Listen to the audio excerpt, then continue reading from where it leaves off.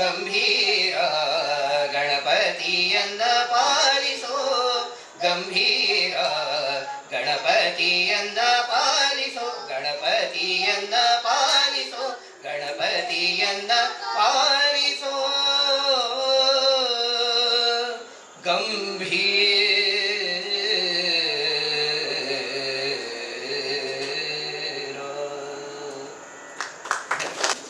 ಪ್ರಾರ್ಥನೆಯನ್ನು ಮಾಡಿದಂತಹ ಅಲ್ಲಮ್ಮ ಪ್ರಭುರವರಿಗೆ ಎಲ್ಲರ ಪರವಾಗಿ ನಾನು ಈ ದಿನದ ಕಾರ್ಯಕ್ರಮದ ಅಧ್ಯಕ್ಷರಾದಂತಹ ಸನ್ಮಾನ್ಯ ಶ್ರೀ BR ನಟರಾಜ ಶೆಟ್ಟರು ಇವರಿಗೆ ನಿಮ್ಮೆಲ್ಲರ ಪರವಾಗಿ ಮತ್ತು ಸಂಸ್ಥೆಯ ಪರವಾಗಿ ನಾನು ಸ್ವಾಗತವನ್ನು. ಪ್ರಾಸ್ತಾವಿಕ ನುಡಿಗಳನ್ನು ನುಡಿಯುವಂತಹ ಡಾಕ್ಟರ್ ಗಂಗಾಧರ್ ಕೊಡ್ಲಿ ಅವರ ಸಂಶೋಧಕರು ಮತ್ತು ಸಂಸ್ಕೃತಿ ಚಿಂತಕರು ಇವರಿಗೂ ಸಹ ಸಂಸ್ಥೆಯ ಪರವಾಗಿ ಮತ್ತು ನಿಮ್ಮೆಲ್ಲರ ಪರವಾಗಿ ಸ್ವಾಗತವನ್ನು ಕೋರ್ತಾ ಇದ್ದಾರೆ. ಉದ್ಘಾಟನೆ ಮತ್ತು ಪುಸ್ತಕ ಬಿಡುಗಡೆಗೆ ಆಗಮಿಸಿರುವಂತಹ KS ಸಿದ್ದಲಿಂಗಪ್ಪನವರು ಅಧ್ಯಕ್ಷರು ಜಿಲ್ಲಾ ಕನ್ನಡ ಸಾಹಿತ್ಯ ಪರಿಷತ್ ತುಮಕೂರು ಇವರಿಗೂ ಸಹ ಸಂಸ್ಥೆಯ ಪರವಾಗಿ ಮತ್ತು ನಿಮ್ಮೆಲ್ಲರ ಪರವಾಗಿ ಸ್ವಾಗತವನ್ನು ಕೋರುತ್ತಿದ್ದೇವೆ. ಕೃತಿ ಕುರಿತು ಮಾತನಾಡುವವರು ಟಿ ಮುರಳೀಕೃಷ್ಣಪ್ಪನವರು ನಮ್ಮ ಜ್ಞಾನಬುದ್ಧಿ ಸಂಸ್ಥೆಯ ಅಧ್ಯಕ್ಷರು ಹಾಗೂ ಪ್ರಾಚೀನ ಕಾವ್ಯಗಳ ಪ್ರವಚನಕಾರರು ಆದಂತಹ ಇವರಿಗೂ ಸಹ ಸಂಸ್ಥೆಯ ಪರವಾಗಿ ಮತ್ತು ನಿಮ್ಮೆಲ್ಲರ ಪರವಾಗಿ ಸ್ವಾಗತವನ್ನು ಕೋರುತ್ತೇವೆ. ಮುಖ್ಯ ಅತಿಥಿಗಳು ಆಗಮಿಸಬೇಕಾಯಿತು. RL ರಮೇಶ್ ಬಾಬು ಅವರು ಆಗಮಿಸಿಲ್ಲ. ಅವರಿಗೂ ಸಹ ನಾನು ಸಂಸ್ಥೆಯ ಪರವಾಗಿ ಮತ್ತು ನಿಮ್ಮೆಲ್ಲರ ಪರವಾಗಿ ಸ್ವಾಗತವನ್ನು ಕೋರ್ತೇನೆ. ಹಾಗೂ ಇನ್ನೊಬ್ಬ ಅತಿಥಿಗಳು R ಬಸವರಾಜಪ್ಪನವರು ಜ್ಞಾನಬುದ್ಧಿ ಸತ್ಸಂಗ ಕೇಂದ್ರ ತುಮಕೂರು ಇದರ ವತಿಯಿಂದ 797ನೇ ಸಾಪ್ತಾಹಿಕ ಸತ್ಸಂಗ ಕಾರ್ಯಕ್ರಮದ ಮುಸ್ಸಂಜೆಯ ಒಂದು ಭರವಸೆ ಪುಸ್ತಕ ಕಾದಂಬರಿ ಮೇಲೆ ಉಪಸ್ಥಿತರಿರುವ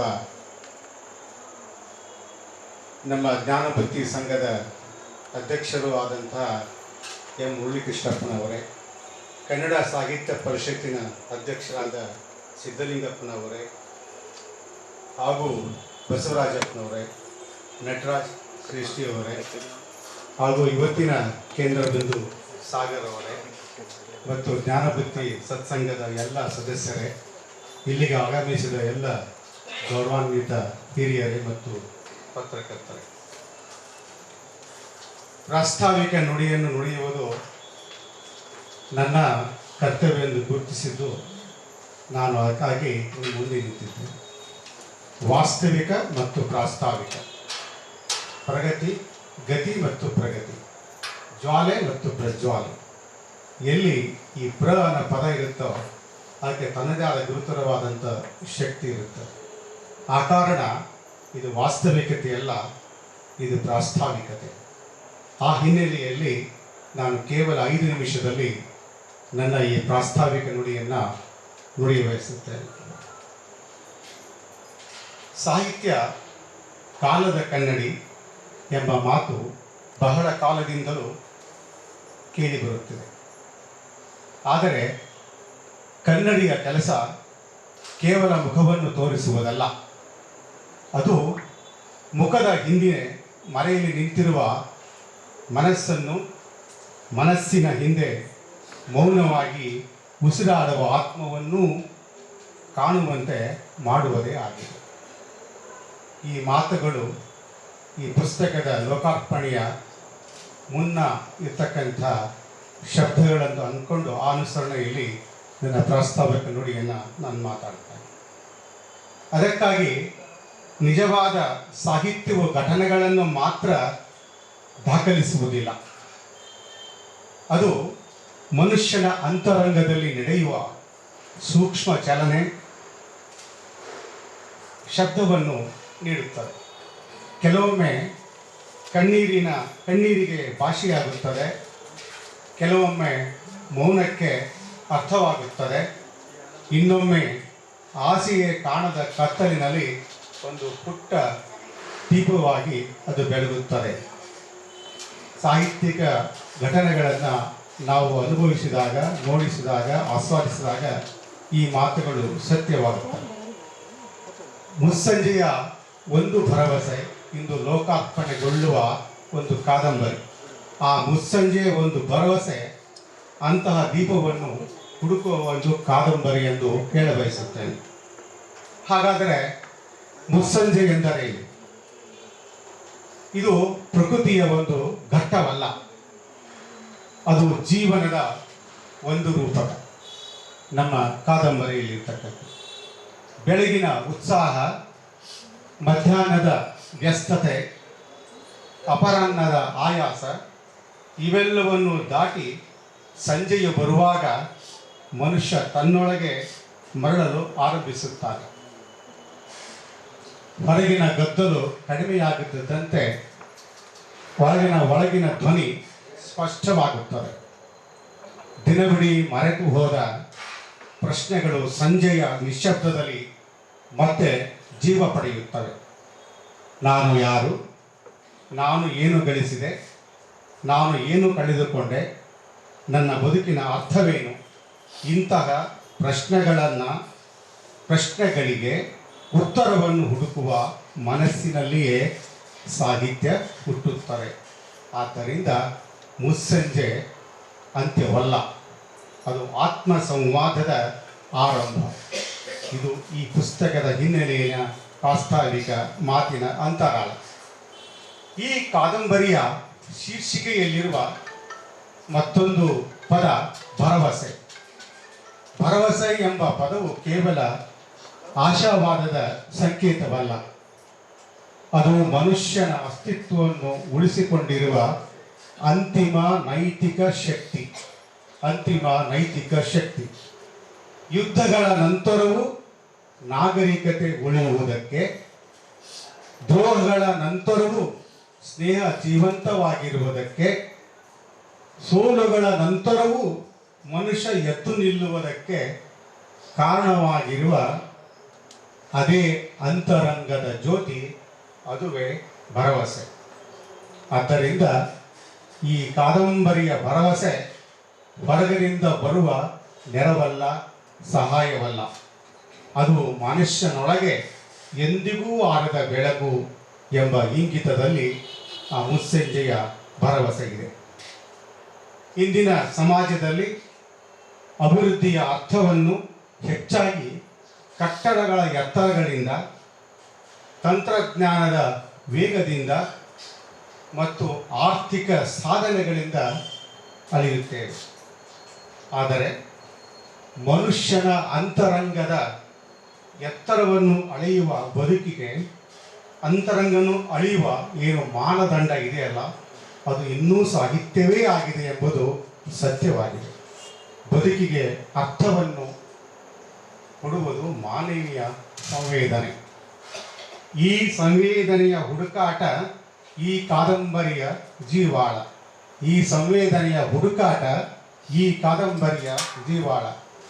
ಇನ್ನು ಕೃತಿಯ ಲೇಖಕ ಸಾಗರ್ HP ವೃತ್ತಿಯಿಂದ ತನ್ನ ಬದುಕನ್ನು ಆಯ್ಕೊಂಡಂಥ ಕ್ಷೇತ್ರ ಇಂಜಿನಿಯರಿಂಗ್. ಹೀಗಾಗಿ ಆ ಕಾರಣದಿಂದ ಅವರು ಇಂಜಿನಿಯರ್.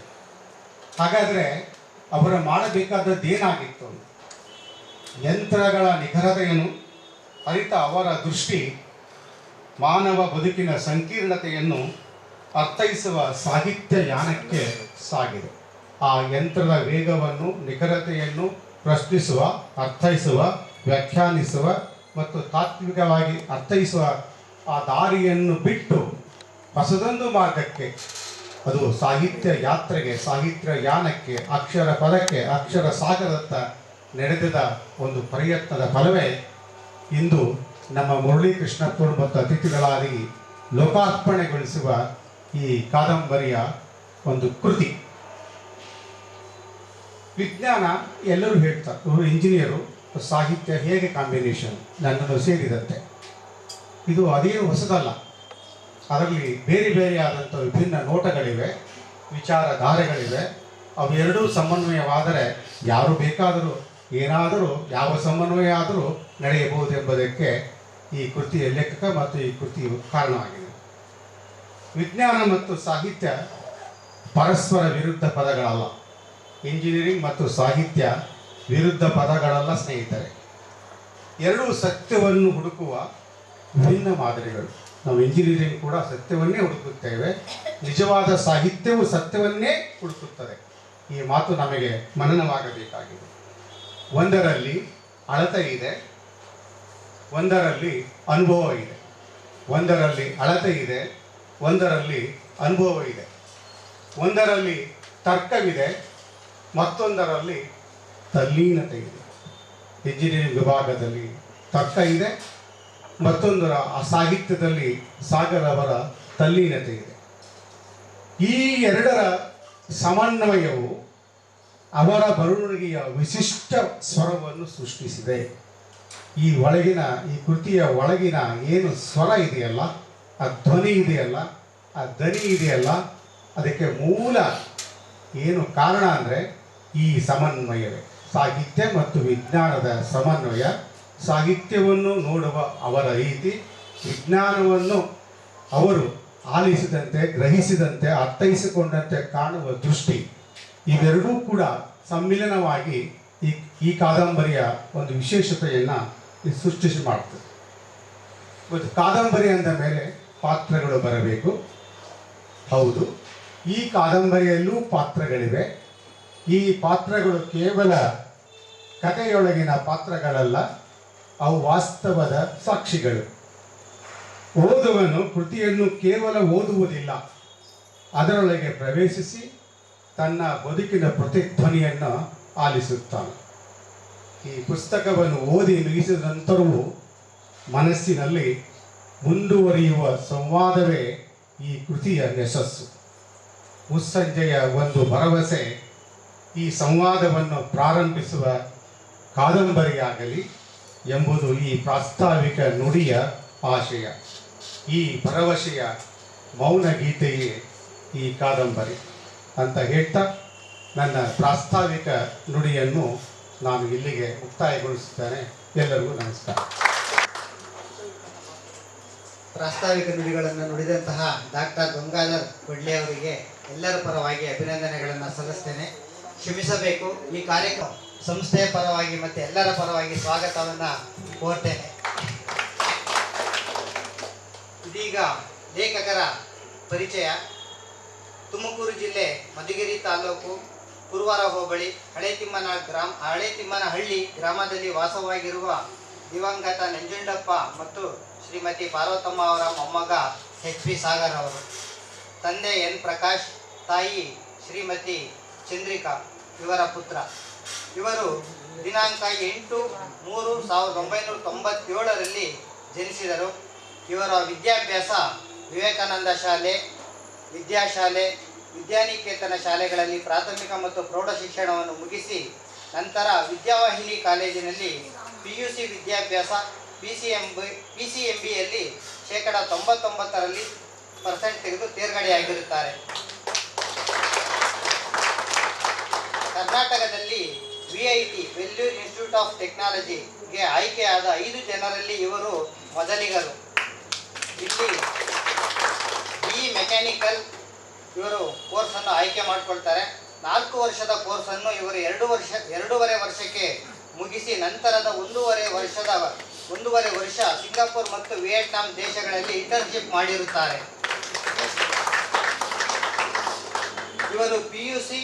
ಇವರು UPSC ನಾಗರಿಕ ಸೇವಾ ಪರೀಕ್ಷೆಗಳಿಗೆ ಸಿದ್ಧತೆ ನಡೆಸಿರುತ್ತಾರೆ. ಇವರು ಪದವಿಯಿಂದ ಮೆಕ್ಯಾನಿಕಲ್ ಇಂಜಿನಿಯರ್, ವೃತ್ತಿಯಲ್ಲಿ ಉದ್ಯಮಿ ಮತ್ತು ಪ್ರವೃತ್ತಿಯಿಂದ ಕಥೆಗಾರ, ಸಾಹಿತಿಯಾಗಿ ಹೊರಹೊಮ್ಮಿದ್ದಾರೆ. ಇವರು ಉದ್ಯಮಿಯಾಗಿ ಪೂರ್ಣಾವಧಿ ಸ್ಟಾಕ್ ಮಾರ್ಕೆಟಿಂಗ್ ಪ್ರಿಂಟ್ ಟ್ರೇಡರ್ ಆಗಿ ಕಾರ್ಯನಿರ್ವಹಿಸುತ್ತಿದ್ದಾರೆ. ಇವರು ಒಟ್ಟು 5 ಇಂಗ್ಲಿಷ್ ಕಾದಂಬರಿಗಳನ್ನು ಬರೆದಿದ್ದು, ಈ 5 ಇಂಗ್ಲಿಷ್ ಕಾದಂಬರಿಗಳ ಕನ್ನಡ ಅನುವಾದವನ್ನು ಸಹ ಇವರೇ ಮಾಡಿರುತ್ತಾರೆ. ಇವರ ಮೊದಲ ಇಂಗ್ಲಿಷ್ ಕಾದಂಬರಿ ಎ ಪ್ರಾಮಿಸ್ ಇನ್ ಟ್ವಿಲೈಟ್ಸ್, ಇದರ ಕನ್ನಡ ಅನುವಾದ ಮುಸ್ಸಂಜೆಯಲ್ಲಿ ಒಂದು ಭರವಸೆ ಈ ದಿನದ ಪುಸ್ತಕ ಬಿಡುಗಡೆ ಸಮಾರಂಭದಲ್ಲಿ ಈ ದಿನ ಬಿಡುಗಡೆ ಆಗ್ತಾ ಇದೆ. ಇವರ ಧ್ಯೇಯವಾಕ್ಯ ಕಥೆಗಳು ಉಸಿರಾಡುವ ಉಸಿರಾಟ ಮತ್ತು ಆತ್ಮಗಳು ತಮ್ಮ ಪ್ರತಿಧ್ವನಿಯನ್ನು ಕಂಡುಕೊಳ್ಳುವ ತಾಣ.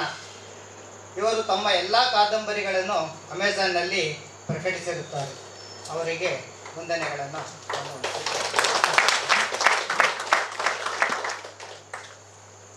ಇದೀಗ ದೀಪ ಬೆಳಗಿಸುವ ಮೂಲಕ ಉದ್ಘಾಟನೆ ಮತ್ತು ಪುಸ್ತಕ ಬಿಡುಗಡೆಯನ್ನು ಮಾಡಿಕೊಡ್ಬೇಕು ಅಂತ ಹೇಳಿ ಎಲ್ಲ ಗಣ್ಯರನ್ನು ನಾನು ಮನವಿ ಮಾಡಿಕೊಳ್ತೇನೆ.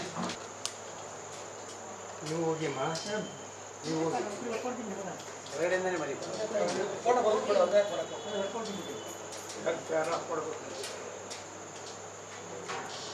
ಬನ್ನಿ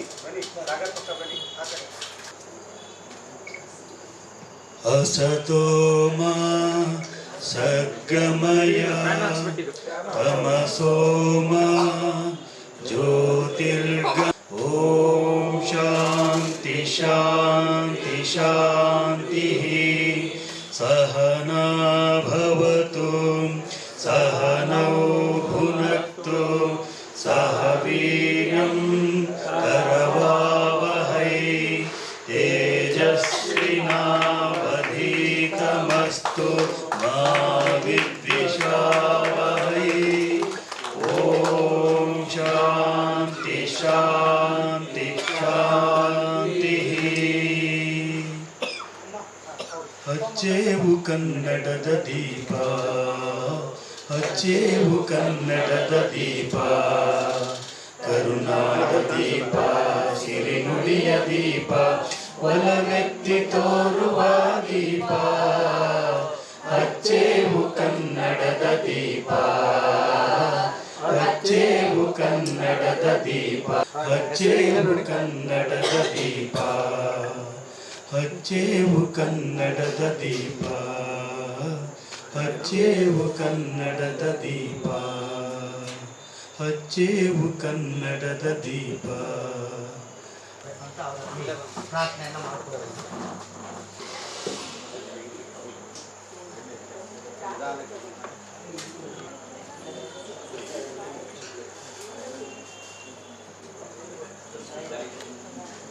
ಬನ್ನಿ ಪಕ್ಕೆ ನಿಂತ್ಕೊಳ್ಳಿ ನೀಟಾಗಿ ನೀವು ಹೋಗಿ ಸರ್ ಒಂದು ಸರಿ ಹಿಂಗೆ ಅಮ್ಮ ಬಂದ್ಬಿಡಿ ಬೇಗ ಎಲ್ಲ ಕೈಯಲ್ಲಿ ಕೊಟ್ಬಿಡೋಣ ಈಗ ಎಲ್ಲರಿಗೂ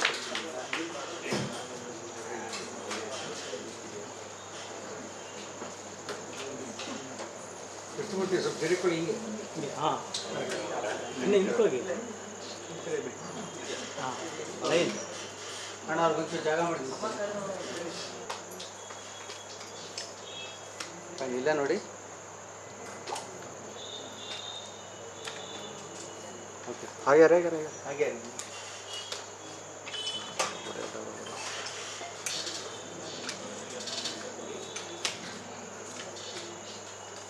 ಈ ದಿನ ವಿಶೇಷವಾದಂಥ ಕಾರ್ಯಕ್ರಮವನ್ನು ಈ ಒಂದು ಸಭಾಂಗಣದಲ್ಲಿ ಹಮ್ಮಿಕೊಂಡಿದ್ದು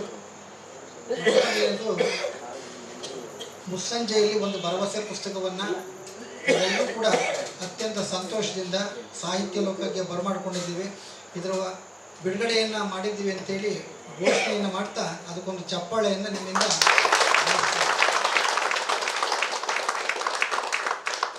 ಸ್ನೇಹಿತರೆ, ಭಾರತ ದೇಶ ಕಥೆಗಳ ಜನಕ ಅಂತಲೇ ಕರೀತಾರೆ. ಭಾರತದಲ್ಲಿರ್ತಕ್ಕಂಥಷ್ಟು ಕಥೆಗಳು ಜಗತ್ತಿನಲ್ಲಿ ಯಾವುದೇ ಭಾಷೆಯಲ್ಲೂ ಇಲ್ಲ. ಭಾರತದಲ್ಲಿ ಎಂತೆಂಥ ಕಥೆಗಳು ಬಂದಿವೆ ಅಂದರೆ 2 ಕಥೆಗಳೇ ಇಡೀ ದೇಶವನ್ನು ಆಳಿರ್ತಕ್ಕಂಥ ಮಹಾಕಾವ್ಯಗಳು ಕೂಡ ಭಾರತದಲ್ಲಿ ಹುಟ್ಟಿ ಬಂದಿವೆ. ಈಗಲೂ ಬದುಕಿವೆ. 2 ವರ್ಷ ಆದರೂ ಬದುಕಿವೆ, 20 ವರ್ಷ, ಇನ್ನು ಮುಂದೆ 2 ವರ್ಷಗಳು ಕೂಡ ಬದುಕ್ತವೆ.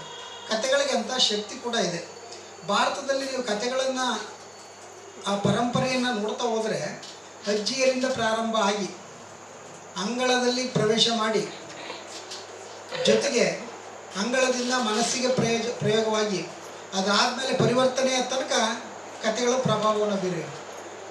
ಪ್ರತಿನಿತ್ಯ ಈ ಧಾರಾವಾಹಿಗಳು, ಸಿನಿಮಾ ಪ್ರಪಂಚ ಇದೆಲ್ಲ ಬರೋದಕ್ಕಿಂತ ಮುಂಚೆ ಜಗಲಿ ಕಟ್ಟೆಯಲ್ಲಿ ಕುಳಿತಂಥ ಹಿರಿಯರು ಮಕ್ಕಳಿಗೆ ಹೇಳ್ತಿದ್ದಂಥ ಉಪದೇಶಗಳೇ ನೈತಿಕ ಮೌಲ್ಯದ ಕಥೆಗಳು.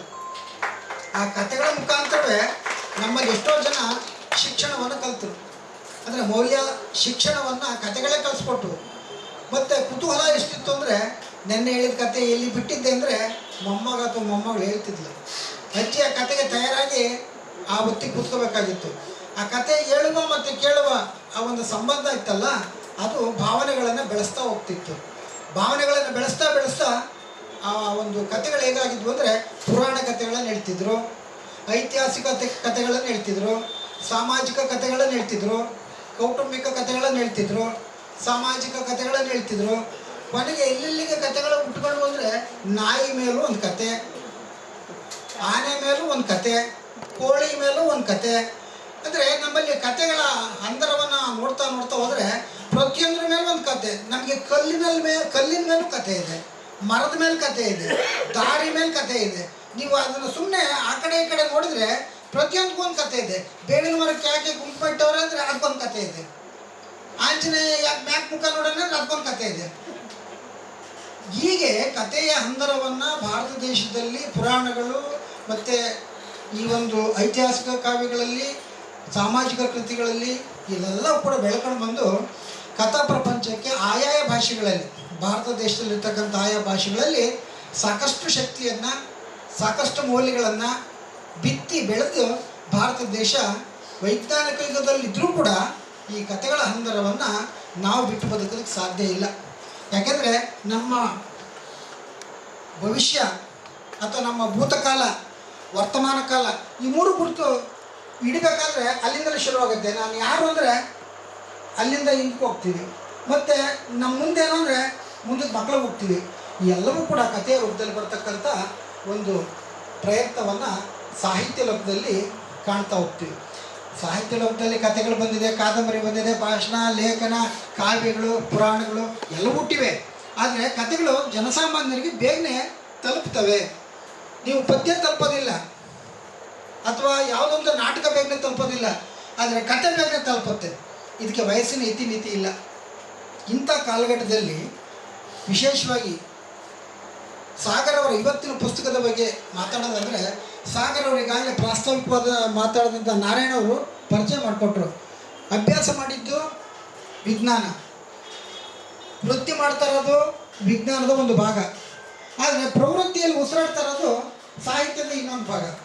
ಈ ಪರಿಪೂರ್ಣತೆಯನ್ನು ನೋಡಿ, ಅದು ಸಂಸ್ಕಾರದಿಂದ ಬರಬೇಕು, ಅದು ಮನೆತನದಿಂದ ಬರಬೇಕು, ಅಥವಾ ಒಡನಾಟದಲ್ಲಿರ್ತಕ್ಕಂಥ ವ್ಯಕ್ತಿಗಳಿಂದ ಬರಬೇಕು.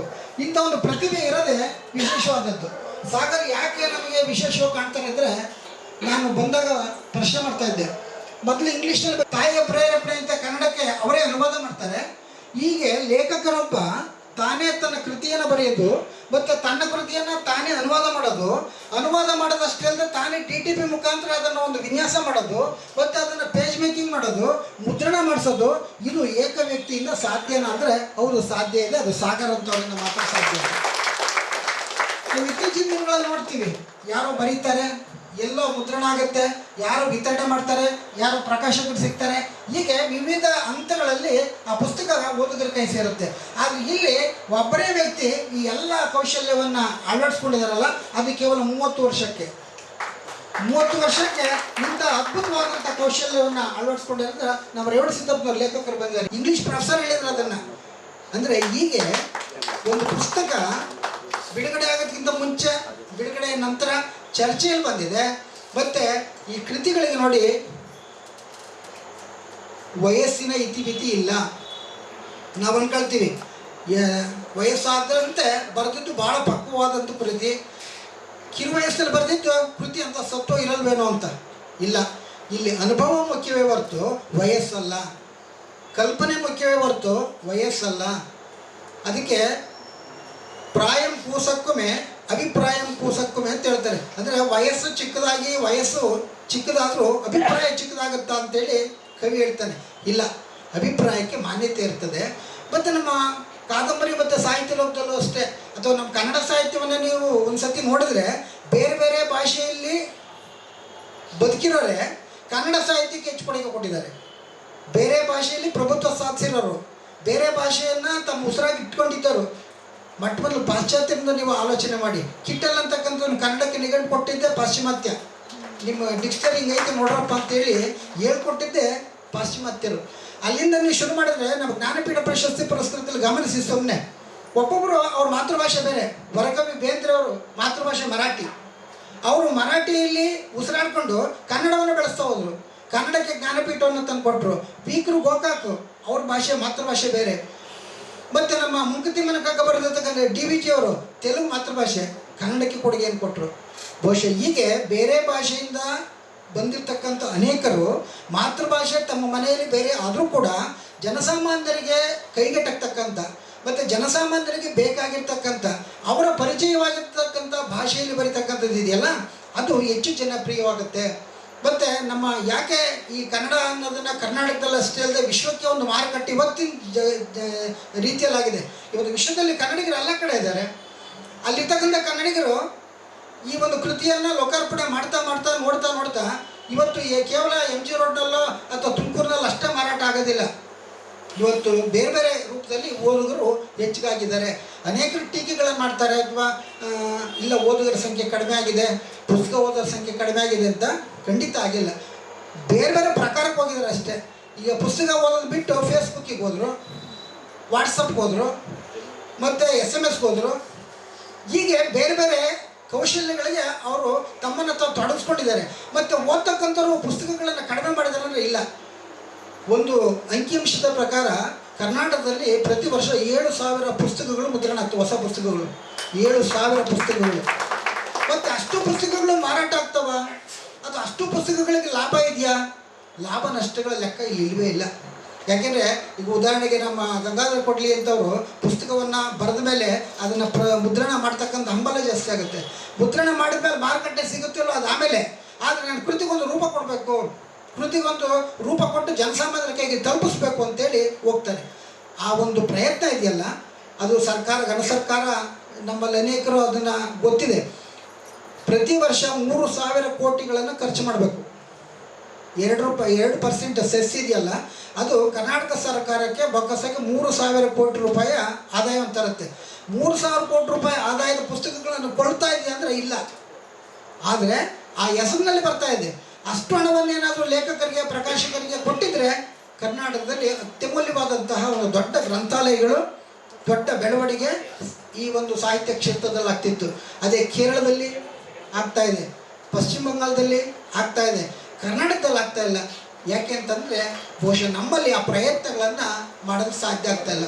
ಈ ನೆಲೆಯಲ್ಲಿ ಸ್ನೇಹಿತರೆ, ಸಾಗರ್ ಅವರು ಬರೆದಿರ್ತಕ್ಕಂಥ ಕೃತಿಯನ್ನು ಪರಿಚಯ ಮಾಡ್ಕೊಡೋದಕ್ಕೆ ಮುರಳಿ ಕೃಷ್ಣಪ್ಪನವರು ತಯಾರಾಗಿ ಬಂದಿದ್ದಾರೆ. ನಾನು ಅವ್ರು ಪರಿಚಯ ಮಾಡಿಕೊಡ್ತಕ್ಕಂಥದ್ದು ಅತಿಕ್ರಮ ಪ್ರವೇಶ ಮಾಡಿದೆ. ಅವರೇ ಹೆಚ್ಚು ವಿಚಾರಗಳನ್ನು ನಮಗೆ ತಿಳಿಸೋರಿದ್ದಾರೆ. ಕೃತಿಯನ್ನು ನನ್ನ ಬೇಡಿಕೆ ಒಂದೇ, ಕೃತಿಯನ್ನು ಕೊಂಡು ಓದಿ. ಮತ್ತು ಲೇಖಕರಿಗೆ ನಾವೇನಾದರೂ ಸಹಾಯ ಮಾಡೋದಿದ್ದರೆ, ಪ್ರೋತ್ಸಾಹ ನೀಡೋದಿದ್ದರೆ ಒಂದೊಂದು ಪುಸ್ತಕವನ್ನು ಕೊಳ್ಳೋದ್ರ ಮುಖಾಂತರ ಅದನ್ನು ಮುದ್ರಣ ಮಾಡಿದಂಥ ಪ್ರಕಾಶಕರಿಗಾಗ್ಬೋದು, ಲೇಖಕರಿಗಾಗ್ಬೋದು. ಯಾಕೆಂದರೆ ರಿಸಲ್ಟ್ ಬಂದಾಗ ತಂದೆ ತಾಯಿಗಳಿಗಿಂತ ಮೇಷ್ಟ್ರಿಗೆ ಖುಷಿ ಆಗುತ್ತಂತೆ. ಮತ್ತು ಲೇಖಕರಿಗೆ ಯಾವಾಗ ಖುಷಿ ಆಗುತ್ತೆ ಅಂದರೆ ತನ್ನ ಪುಸ್ತಕ ಖರ್ಚಾಗ್ತಾ ಇದೆ ಅಂದಾಗ. ಆಮೇಲೆ ಓದೋದು ಬೇರೆ. ಕೊನೆ ಪಕ್ಷ ನನ್ನ ಪುಸ್ತಕ 1ನೇ ಎಡಿಷನ್ 500 ಕಾಪಿ ಹೋಯಿತು, 2ನೇ ಎಡಿಷನ್ 500 ಕಾಪಿ ಹೋಯಿತು ಅಂದರೆ, ಓ ಪರವಾಗಿಲ್ಲ, ನಾನು ಇಲ್ಲಿ ಒಂದು ಮೌಲ್ಯ ಉಳಿಸ್ಕೊಂಡಿದ್ದೀವಿ, ನನಗೆ ಒಂದು ಮೌಲ್ಯ ಇದೆ, ಲೇಖಕ ಜಗತ್ತಿನಲ್ಲಿ ನನಗೊಂದು ಸ್ಥಾನ ಕೊಟ್ಟಿದ್ದಾರೆ ಅಂತಕ್ಕಂಥ ಸ್ಥಿತಿ ಬರುತ್ತೆ. ಬಹುಶಃ ಈ ನಿಟ್ಟಿನಲ್ಲಿ ಸಾಗರ್ ಅವರು ಪ್ರಯತ್ನವನ್ನು ಪಡಲಿ ಅಂತ ಹೇಳ್ತಾ, ಮತ್ತು ನಮ್ಮಲ್ಲಿ ಇನ್ನೊಂದು ಭಾವನೆ ಇದೆ. ಭಾವನೆ ಏನು ಅಂದರೆ, ಈ ಪ್ರಸಿದ್ಧ ಲೇಖಕರ ಪುಸ್ತಕಗಳು ಎಲ್ಲೇದ್ರೂ ಹೋಗಿ ಕೊಂಡು ಹುಡುಕಿ ಓದ್ತೀವಿ. ಈಗ ಉದಾಹರಣೆಗೆ ಭೈರಪ್ಪನವ್ರ ಕಾದಂಬರಿಗಳು, ಶಿವರಾಮ್ ಕಾರಂತರ ಕಾದಂಬರಿಗಳು, ಅಥವಾ ಕುವೆಂಪುರವರ ಕಾವ್ಯಗಳು, ಇವುಗಳನ್ನು ಹುಡುಕಿ ಅಥವಾ ತೇಜಸ್ವಿಯವರ ಕಾವ್ಯಗಳು, ಲಂಕೇಶ್ ಅವ್ರ ಕೃತಿಗಳು, ಇವುಗಳನ್ನು ಹುಡುಕೊಂಡೋಗಿ ಓದ್ತೀವಿ. ಆದರೆ ಹೊಸ ಲೇಖಕರು ಅಂದ ತಕ್ಷಣವೇ ಅಯ್ಯೋ ಇನ್ನೇನು ಬರೀತಾರೆ ನೀವು ಅಂತ. ಸಾಮಾನ್ಯವಾಗಿ ನಮ್ಮ ಪರಿಚಿತವಾಗಿರ್ತಕ್ಕಂಥ ಜನ ಬರೆದಾಗ ಜನಸಾಮಾನ್ಯರು ಹಂಗೇನದು, ನಮ್ಮೂರೊಳಗೆ ಇನ್ನೇನು ಬರೆದವನು ಅಂತ. ನಮ್ಮ ಸುಮಾರು ಜನ, ಯಾಕೆಂದರೆ ಬೇರೆಯವರು ಬಂದು ಇದನ್ನು ಬಿಡುಗಡೆ ಮಾಡಿ ತೋರಿಸಿದ್ರೆ ಓ ಏನೋ ಬರೆದಿರ್ಬೇಕು ಅಂತ ಅದ್ಭುತವಾಗಿ ಆಲೋಚನೆ ಮಾಡ್ತೀವಿ. ನಮ್ಮ ಜೊತೆಯಲ್ಲಿದ್ದಾನೆ ಅವನು ಇನ್ನೇನು ಬರೀತಾನೆ, ನಮಗೆ ಗೊತ್ತಿಲ್ಲದ ಅವ್ನಿಗೆ ಇನ್ನೇನು ಗೊತ್ತು. ಹೀಗೆ ಜನಸಾಮಾನ್ಯರ ಆಲೋಚನೆಗಳಿರ್ತವೆ. ಅದು ತಪ್ಪು. ಮೊದಲು ನಾವು ಪುಸ್ತಕಗಳನ್ನು ಕೊಂಡು ಅದರಲ್ಲಿರ್ತಕ್ಕಂಥದ್ದನ್ನು ಓದಿ ಆ ನಂತರದಲ್ಲಿ ಮೌಲ್ಯಮಾಪನ ಮಾಡಬೇಕು. ನಮ್ಮಲ್ಲಿ ಎಷ್ಟೋ ಜನ ವಿಮರ್ಶಕರು ಓದೋದೇ ವಿಮರ್ಶೆ ಮಾಡಿಬಿಡ್ತಾರೆ. ಹಿಂದೆ ಮುಂದೆ ಮುನ್ನುಡಿ ಬೆನ್ನುಡಿ ನೋಡೋದು, ಪುಸ್ತಕದಲ್ಲಿ ಇಷ್ಟೇ ಅಂತೇಳಿ ಆಗ್ತಕ್ಕಂಥದ್ದು. ಅಷ್ಟೇ ಅಲ್ಲದೆ ಈ ಒಂದು ಪುಸ್ತಕದ ಲಾಭ ಹೇಗಿದೆ ಅಂದರೆ, ಸಾಗರ್ ಅಂತ ಹೋಗ್ತಾ ಗೊತ್ತಾಗುತ್ತೆ. ವಿಮರ್ಶಕರನ್ನು ಕೂಡ ನಾವು ಬುಕ್ ಮಾಡ್ಕೋಬೇಕು, ಅಥವಾ ಪತ್ರಿಕೆಗಳನ್ನು ಕೂಡ ನಾವು ಗೊತ್ತು ಮಾಡ್ಕೋಬೇಕು. ನನ್ನ ಕಾದಂಬರಿಯಲ್ಲಿ ಇಷ್ಟು ಚೆನ್ನಾಗಿದೆ ಅಂತ ಹೇಳಪ್ಪ ನೀನು ಅಂತ. ಅಥವಾ ಲೇಖಕರನ್ನೊಬ್ಬರು ಹಿಡಿದು ನನ್ನ ಕಾದಂಬರಿ ಬಗ್ಗೆ ಹೇಳಪ್ಪ ಅನ್ಬೇಕು. ಯಾಕೆಂದರೆ ವಾರಸುದಾರ ಇಲ್ಲದೆ ಇವತ್ತು ಯಾವುದು ಕೂಡ ಮುಂದೆ ಹೋಗಲ್ಲ. ಅದಕ್ಕೆ ವಾರಸುದಾರ ಬೇಕೇ ಬೇಕು. ಲೇಖಕರನ್ನು ಹುಡುಕ್ತಕ್ಕಂಥ ಪ್ರಯತ್ನ ನಾವು ಮಾಡ್ಕೊಳ್ಳೋಣ. ಆಮೇಲೆ ನಿಧಾನವಾಗಿ ಓದಿ ಅದರ ಅಭಿಪ್ರಾಯವನ್ನು ಅವ್ರಿಗೆ ತಿಳಿಸೋಣ. ಸಾಮಾನ್ಯವಾಗಿ ರಾಘವಾಂಕ ಒಂದು ಮಾತು ಹೇಳ್ತಾನೆ, ನಡೆಯುವವರೆಡ ಓದೆ ಕುಳಿತವರೆಡ ಹೂವರೆ ಅಂತ. ಅಂದರೆ ನಡೆಯರೇ ಇಡ್ಬೋದು, ಬರ್ದಿರೋನು ಅಪ್ಪಿತಪ್ಪಿ ಅಲ್ಲಿ ಇಲ್ಲಿ ಏನಾದರೂ ಲೋಪದೋಷ ಮಾಡಿದರೆ ಅದನ್ನು ತಿದ್ದರ ಮುಖಾಂತರ ಸ್ಫೂರ್ತಿಯನ್ನು ಕೊಡೋಣ. ಆ ಒಂದು ಆವಿಷ್ಕಾರವನ್ನು ಮಾಡಿರ್ತಕ್ಕಂಥ ಸಾಗರ್ ಅವರಿಗೆ, ಅವರ ಕುಟುಂಬಕ್ಕೆ ಶುಭವಾಗಲಿ ಅಂತ ಕೋರ್ತಾ 797ನೇ ಕಾರ್ಯಕ್ರಮ ಈ ಪುಸ್ತಕ ಬಿಡುಗಡೆ ಮುಖಾಂತರ ನಮ್ಮ ಮುಳ್ಳಿ ಕೃಷ್ಣಪ್ಪ ಸರ್ ಅವರು ಮತ್ತು ನಟರಾಜ್ ಶೆಟ್ಟರು ಇವರೆಲ್ಲರೂ ಕೂಡ ಉತ್ತಮವಾದಂಥ ಕೆಲಸ ಮಾಡಿದ್ದಾರೆ. ಸಾಹಿತ್ಯ ಪರಿಷತ್ತಿನಿಂದ ಈ ಎಲ್ಲ ಸಂಘಟಕರಿಗೆ ಮತ್ತು ಕೇಳಿದಂಥ ನಿಮಗೆ ಧನ್ಯವಾದಗಳೊಂದಿಗೆ ನನ್ನ ಮಾತಿಗೆ ವಿರಾಮ ವಹಿಸ್ತೀನಿ. ನಮಸ್ಕಾರ. ಉದ್ಘಾಟನೆಯ ನುಡಿದನೆಗಳನ್ನು ಸಲ್ಲಿಸ್ತೇನೆ. ಈಗ ಕೃತಿ ಕುರಿತು ಮಾತನಾಡುವವರು ಟಿ ಮುರಳಿ ಕೃಷ್ಣಪ್ಪನವರು, ಪ್ರಾಚೀನ ಕಾವ್ಯಗಳ ಪ್ರವಚನಕಾರರು ಮತ್ತು ನಮ್ಮ ಜ್ಞಾನಬುದ್ಧಿ ಸತ್ಸಂಗ ಕೇಂದ್ರದ ಅಧ್ಯಕ್ಷರು.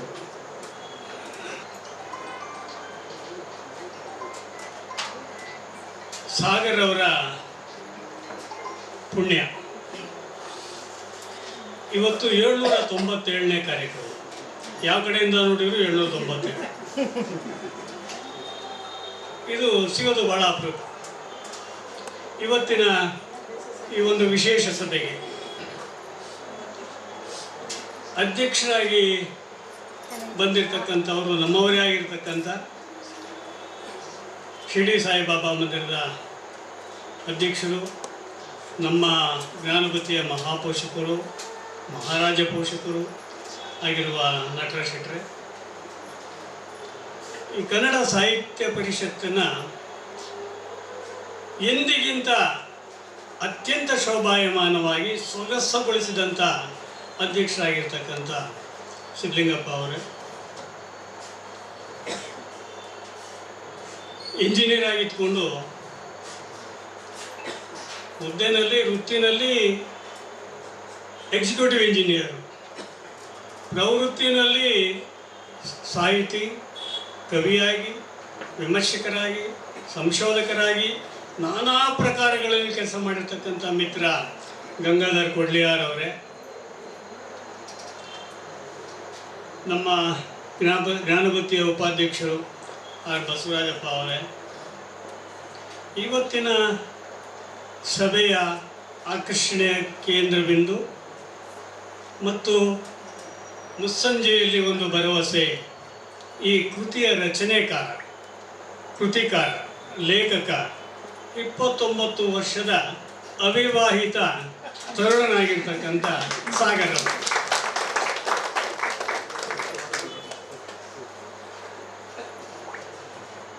ಬಾಲಕ. ಈ ಸಭೆಗೆ ಆಗಮಿಸಿರ್ತಕ್ಕಂಥ ಎಲ್ಲ ಜ್ಞಾನಬುದ್ಧಿಯ ಬಂಧುಗಳೇ, ಕೆಲವರು ನಮ್ಮ ನಾರಾಯಣ್ ಮಿತ್ರರು, ಹಲವು ಮಂದಿ ನಮ್ಮ ಪ್ರಕಾಶ್ ಅವರ ಮಿತ್ರರುಗಳು, ಹೊಸಬರು ಇವತ್ತು ನಮ್ಮ ಕಣ್ಣಿಗೆ ಬೀಳ್ತಾ ಇದ್ದಾರೆ. ನಮ್ಮ ಸಂಘದ ಒಂದು ಶಿಸ್ತನ್ನು ಪಾಲಿಸಬೇಕು. ಅವರಲ್ಲಿ ಪ್ರಾರ್ಥನೆ ಏನು ಅಂದರೆ, ಆ ಮೊಬೈಲನ್ನು ಸೈಲೆಂಟ್ ಮೋಡಿಗೆ ತಗೊಂಡು ಬರಬೇಕು. ದಯಮಾಡಿ ತಮ್ಮಲ್ಲಿ ಒಂದು ಕಳಕಳಿ, ನಿಶ್ಶಬ್ದತೆಯನ್ನು ಪರಿಪಾಲಿಸ್ಕೊಂಡು ಬರಬೇಕು. ಅಕ್ಕಪಕ್ಕ ಮಾತಾಡೋದನ್ನು ಉಪನ್ಯಾಸ ಮಾಡುವಾಗ, ಭಾಷಣ ಮಾಡುವಾಗ ತಾವು ಮಾಡಬಾರ್ದು ಅಂತ ತಮ್ಮಲ್ಲಿ ಸವಿನಯವಾಗಿ ಬೇಡ್ಕೊಂಡು, ಕನ್ನಡ ಸಾಹಿತ್ಯ, ಕನ್ನಡ ಕಥೆಗಳು ಹುಟ್ಟಿದಂಥ ರೀತಿ, ಬಗೆ, ಅದರ ವಿಧ ಮತ್ತು ಹೊಸದಾಗಿ ಬರ್ತಕ್ಕಂಥ ಲೇಖಕರಿಗೆ ಯಾಕೆ ಕೊಂಡ್ಕೊಳ್ಳೋದ್ರಲ್ಲಿ ನಾನಾ ರೀತಿಯಾದಂಥ ಒಂದು ಸಮಸ್ಯೆ ಮತ್ತು ಅದಕ್ಕೆ ಪರಿಹಾರಗಳ ರೂಪದಲ್ಲಿ ನಮ್ಮ ಕನ್ನಡ ಸಾಹಿತ್ಯ ಪರಿಷತ್ತಿನ ಅಧ್ಯಕ್ಷರು ಮಾತಾಡಿದ್ದಾರೆ. ಕನ್ನಡ ಸಾಹಿತ್ಯ ಲೋಕದ ಕೃತಿಗಳನ್ನು ಓದುವ ಒಂದು ಕಲೆ ಇದೆಯಲ್ಲ, ಇದನ್ನು ನಾನು ಬಹಳ ವರ್ಷಗಳಿಂದ, ಬಹಳ ಆಸಕ್ತಿಯಿಂದ, ಬಹುವಾದ ಪ್ರೀತಿಯಿಂದ ಬಹಳ ಕಾಲದಿಂದ ನಡೆಸ್ಕೊಂಡು ಬಂದಿದ್ದೀನಿ. ಅದು ರೂಢಿಯಾಗಿ ಒಂದು ಅಭ್ಯಾಸವನ್ನೇ ಮಾಡ್ಕೊಂಡು ಬಂದಿದ್ದೀನಿ, ಓದುವಂಥ ಒಂದು ಕಲೆಯನ್ನು. ಓದುವುದರಲ್ಲಿ ಕಾವ್ಯಕ್ಕೆ ನಾನು ಬಹಳ ಆದ್ಯತೆಯನ್ನು ಕೊಟ್ಟಿದ್ದೀನಿ. ಅದರಲ್ಲೂ ಕೂಡ ವಿಶೇಷವಾಗಿ ಹಳೆಗನ್ನಡದ ಕಾವ್ಯಗಳು, ಪ್ರಾಚೀನ ಕಾವ್ಯಗಳು ಇದರ ಬಗ್ಗೆ ಒತ್ತನ್ನು ಕೊಟ್ಟಿದ್ರೂ ಕೂಡ, ಆದ್ಯತೆ ಇದ್ರೂ ಕೂಡ ಸಾಹಿತ್ಯದ ಇತರೆ ಪ್ರಕಾರಗಳಾಗಿರ್ತಕ್ಕಂಥ ನಾಟಕಗಳಿರ್ಬೋದು, ಕಾದಂಬರಿಗಳಿರ್ಬೋದು, ಪ್ರವಾಸ ಕಥನಗಳಿರ್ಬೋದು, ಇವನ್ನೆಲ್ಲನೂ ಕೂಡ ಸಮಯ ಬಂದಾಗೆಲ್ಲ ಓದ್ತಲೇ ಇರ್ತೀನಿ. ಆದರೆ ಇತ್ತೀಚೆಗೆ ಬರೆದಂಥ ಕಾದಂಬರಿಗಳಿರ್ಬೋದು, ಕಥನಗಳಿರ್ಬೋದು, ಪ್ರಬಂಧಗಳಿರ್ಬೋದು, ಲಲಿತ ಪ್ರಬಂಧಗಳಿರ್ಬೋದು, ಇವನ್ನ ನಾನು ಬಹಳಷ್ಟು ಓದೋದಿಲ್ಲ. ಓದೋದಕ್ಕೆ ಪ್ರಾರಂಭ ಮಾಡಿದ್ದು ಈ ಜ್ಞಾನಭಕ್ತಿ ಕೇಂದ್ರದಲ್ಲಿ ಬಿಡುಗಡೆ ಲೋಕಾರ್ಪಣೆ ಮಾಡಿದಂಥ ಒಂದು ಪುಸ್ತಕಗಳಿಂದಾಗಿ ನಾನು ಇತ್ತೀಚಿನ ಪುಸ್ತಕಗಳನ್ನು ಓದೋದಕ್ಕೆ ಪ್ರಾರಂಭ ಮಾಡೋದ್ರಲ್ಲಿ ಮೊಟ್ಟ ಮೊದಲು ಓದಿದಂಥ ಕೃತಿ ಅಂದರೆ ದೇವಕಣ, ಗಂಗಾಧರ್ ಕೊಡ್ಲಿ ಅವರವರ ದೇವಕಣ ಪುಸ್ತಕವನ್ನು ಯಾಕೆ ಓದಿದೆ? ಓದೋದಕ್ಕೊಂದು ಸಮಯ ಸಿಕ್ತು, ಓದೋದಕ್ಕೆ ಅವಕಾಶ ಸಿಕ್ತು, ಓದೋದಕ್ಕೊಂದು ವೇದಿಕೆ ಸಿಕ್ತು, ಅದು ಲೋಕಾರ್ಪಣೆ ಆಗಬೇಕಾಗಿತ್ತು.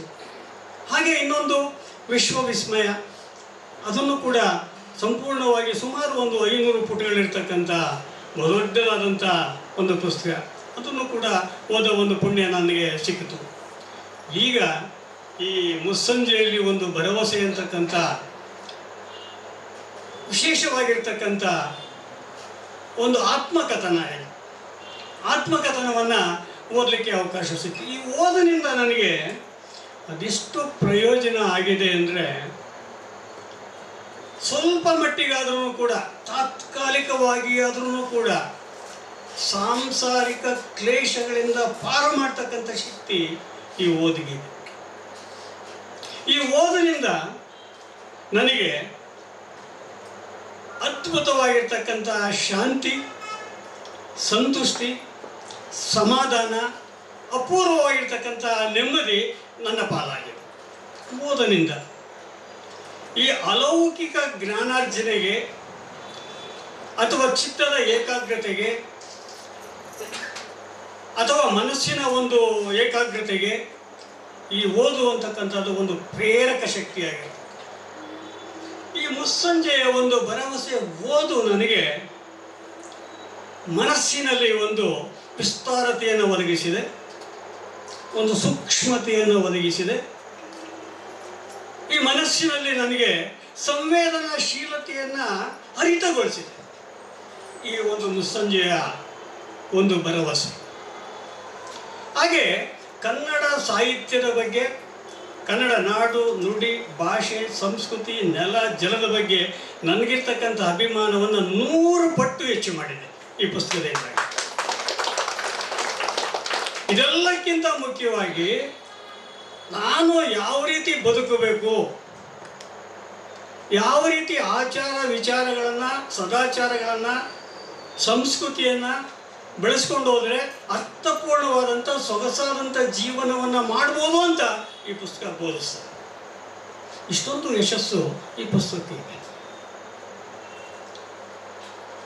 ಇನ್ನು ಈ ಸಾಗರ್ ಅವರು ಬರೆದಿರ್ತಕ್ಕಂಥ ಮುಸ್ಸಂಜೆಯಲ್ಲಿ ಒಂದು ಭರವಸೆ ಎನ್ನುವ ಈ ಪುಸ್ತಕ ಇದೆಯಲ್ಲ, ನನಗೆ ಕೊಟ್ಟಂಥ ಪುಸ್ತಕ 355 ಪುಟ ಇತ್ತು. ಇದು ನೋಡಿದ್ರೆ 117 ಪುಟ ಇದೆ. ನನಗೆ ಆಶ್ಚರ್ಯ ಆಯ್ತು, ಇಷ್ಟೊಂದು ಚಿಕ್ಕದಾಗಿರೋ ಪುಸ್ತಕ ಕೊಟ್ಟಿದ್ರೆ ನಾನು 2-3 ಸಾರಿ ಓದ್ಬಿಡ್ತಿದ್ದೆ.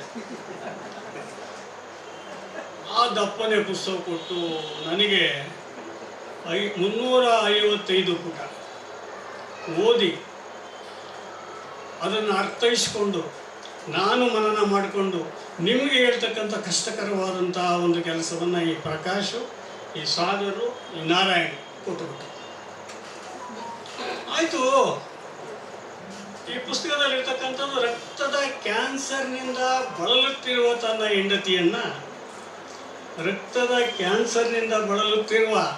ಹೆಂಡತಿಯನ್ನು ರಕ್ಷಿಸಲು ಮರೆಗುಳಿತನ ಕಾಯಿಲೆಯಿಂದ ಬಳಲುತ್ತಿರುವ ಒಬ್ಬ ಪತಿ ನಡೆಸುವ ಸಾಹಸಮಯ ಹಣದ ಕಳುವು.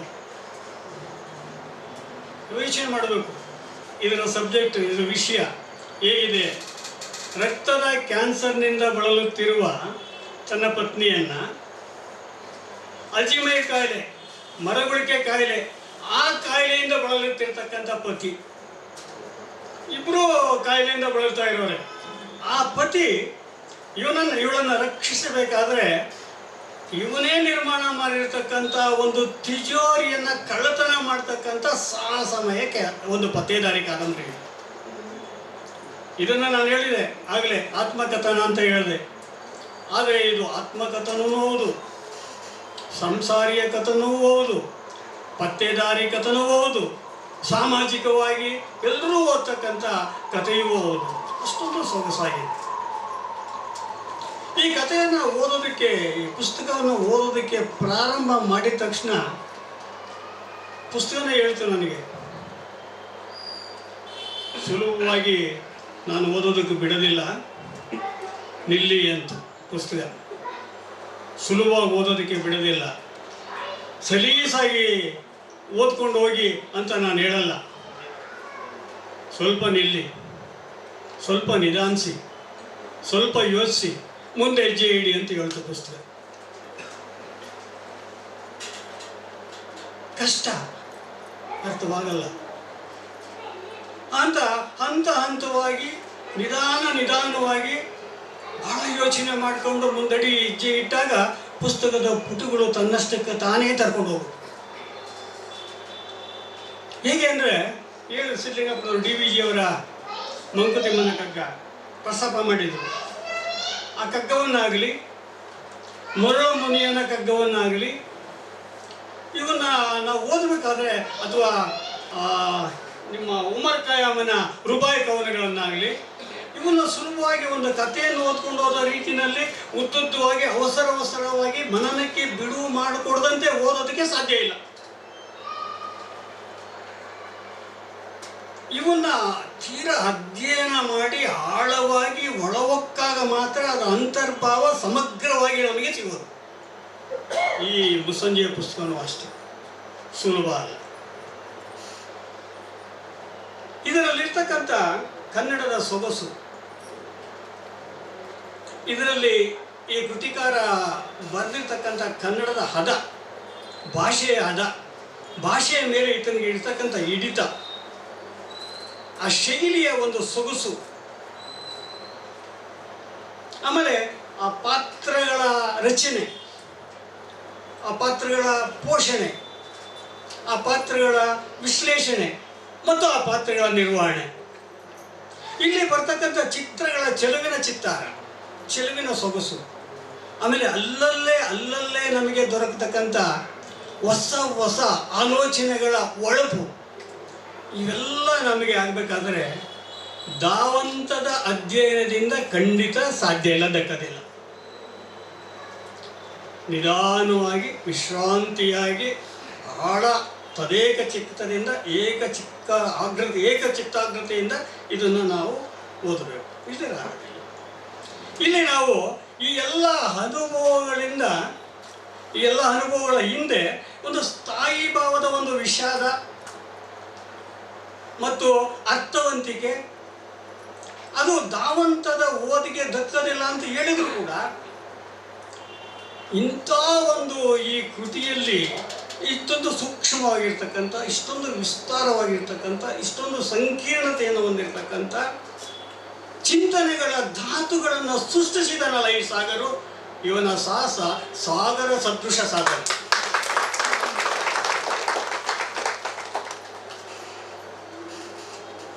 ಕೃತಿಯಲ್ಲಿ ಈತನ ಚಿಂತನೆ ಹೇಗಿದೆ ಅಂದರೆ, ಈತನ ಚಿಂತನೆಯ ಪ್ರಧಾನ ಸಾಂಸ್ಕೃತಿಕ ವಲಯ, ಸಾಂಸ್ಕೃತಿಕ ಜಗತ್ತು. ಇವತ್ತಿನ ಸಮಾಜ ಏನಾಗಿದೆ, ಅವನತಿಯ ಆದಿಯತ್ತ ಹೊರಳಿದೆ. ನಾಗರಿಕತೆ ವಿನಾಶಕಾರಿಯಾಗಿರ್ತಕ್ಕಂಥ ಉದ್ದೇಶಗಳಲ್ಲೇ ತವಕದಿಂದ, ತೀವ್ರತೆಯಿಂದ ತೊಡಗುತ್ತಾ ಇದೆ. ಈ ತೀವ್ರತೆಯನ್ನು, ಈ ತೊಡಕನ್ನು, ಈ ತಡಕಾಟವನ್ನು ಎಲ್ಲೋ ಈತನಿಗೆ ಅದೆಲ್ಲ ಖಿನ್ನತೆಗೆ ಒಳಗಾಗುವಂತ ಮಾಡಿದೆ. ಆಲೋಚಿಸ್ತಾನೆ, ಈ ಸಾಂಸ್ಕೃತಿಕ ಕ್ಲೈಬ್ಯ ಇದೆಯಲ್ಲ, ಸಾಂಸ್ಕೃತಿಕ ವಿನಾಶ, ಇದಕ್ಕೆ ಕೊನೆ ಎಂದು.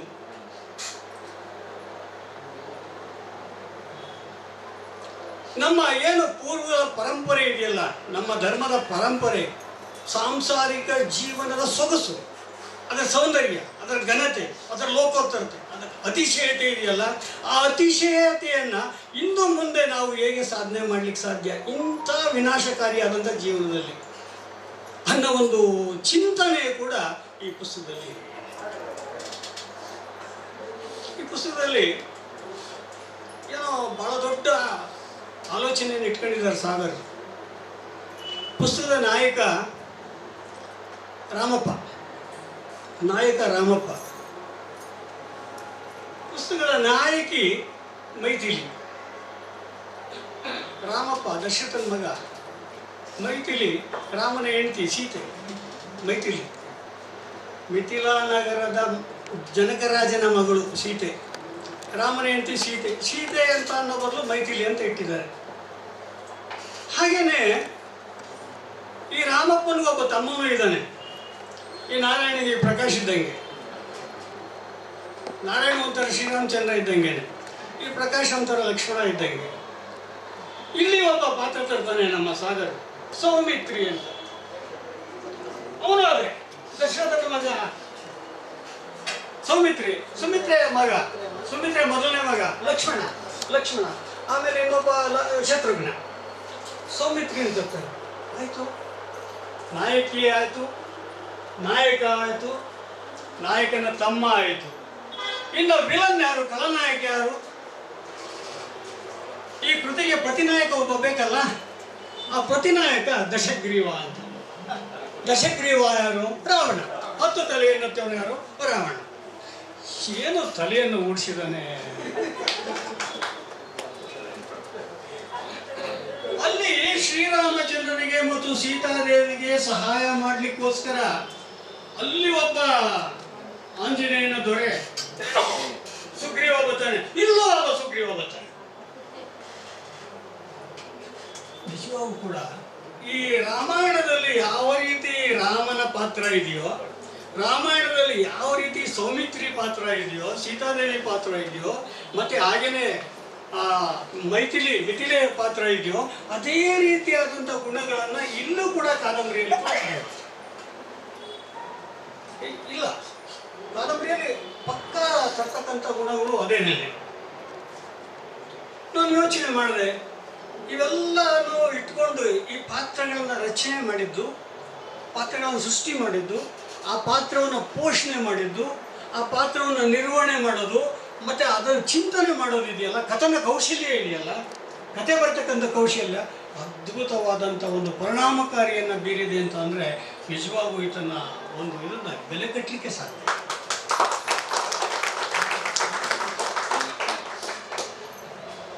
ಇಲ್ಲಿ ಎಲ್ಲವೂ ಇದೆ ಈ ಕಾದಂಬರಿನಲ್ಲಿ, ಈ ಆತ್ಮಕಥೆಯಲ್ಲಿ ಹೇಳ್ಕೊಂಡು ಹೋಗ್ತಾನೆ. ಎಲ್ಲವೂ ಇದೆ. ಅಂತರ್ಜಾತೀಯ ವಿವಾಹ ಇದೆ. ಈ ರಾಮಪ್ಪ ಇವತ್ತು ಏನು ಸಮಾಜದಲ್ಲಿ ಅತ್ಯಂತ ಕೀಳು ವರ್ಗ ಅಂತ ಇದೆ, ಆ ಕೀಳು ವರ್ಗದ ಕುಲಹೀನ ಜಾತಿಗೆ ಸೇರಿದವನು ರಾಮಪ್ಪ. ಈ ಸೀತಾದೇವಿ ಮೈಥಿಲಿ ಈ ಅಮ್ಮ ಕುಲೀನ ಜಾತಿಗೆ ಸೇರಿದವನು. ಅವನು ಸವರ್ಣೀಯ. ಒಂದು ದೇವಸ್ಥಾನದಲ್ಲಿ, ಹನುಮಂತನ ದೇವಸ್ಥಾನ, ಅದು ಕೂಡ ಆಂಜನೇಯನ ದೇವಸ್ಥಾನ, ಅದು ರಾಮಾಯಣದ ಒಂದು ಪರಿಕಲ್ಪನೆ. ಆಂಜನೇಯ ದೇವಸ್ಥಾನದಲ್ಲಿ ಇಬ್ಬರು ಭೇಟಿ ಆಗುತ್ತೆ. ಪ್ರಸಾದ ಸ್ವೀಕಾರ ಮಾಡ್ತಕ್ಕಂಥ ಒಂದು ಸಮಯ. ಇವಳನ್ನು ಯಾವ ರೀತಿ ಚಿತ್ರಿಸ್ಕೊಂಡು ಬಂದಿದ್ದಾರೆ ಅಂದರೆ, ನಮ್ಮ ಸನಾತನ ಧರ್ಮ ಇದೆಯಲ್ಲ, ನಮ್ಮ ಹಿಂದೂ ಧರ್ಮ ಇದೆಯಲ್ಲ, ಹೆಣ್ಣು ಮಕ್ಕಳು ಏನಿದ್ರು ಅವರ ಕಾಲಿನ ಬೆರಳಿನ ಉಂಗುರವನ್ನೇ ದೃಷ್ಟಿಸ್ಕೊಂಡಿರ್ಬೇಕೆ ಹೊರತು ಬೇರೆ ಕಡೆ ನೋಡಬಾರ್ದು ಅಂತಕ್ಕಂಥ ಒಂದು ಮನೋಧರ್ಮದಲ್ಲಿ ಬೆಳೆದಿರ್ತಕ್ಕಂಥವಳು ಮೈಥಿಲಿ. ಆದರೆ ಇಲ್ಲೇನಾಗಿದೆ ಅಂದರೆ, ದೇವಸ್ಥಾನದಲ್ಲಿ ದಿಗಂತವನ್ನು ನೋಡ್ತಾ ನಿಂತಿದ್ದಾಳೆ.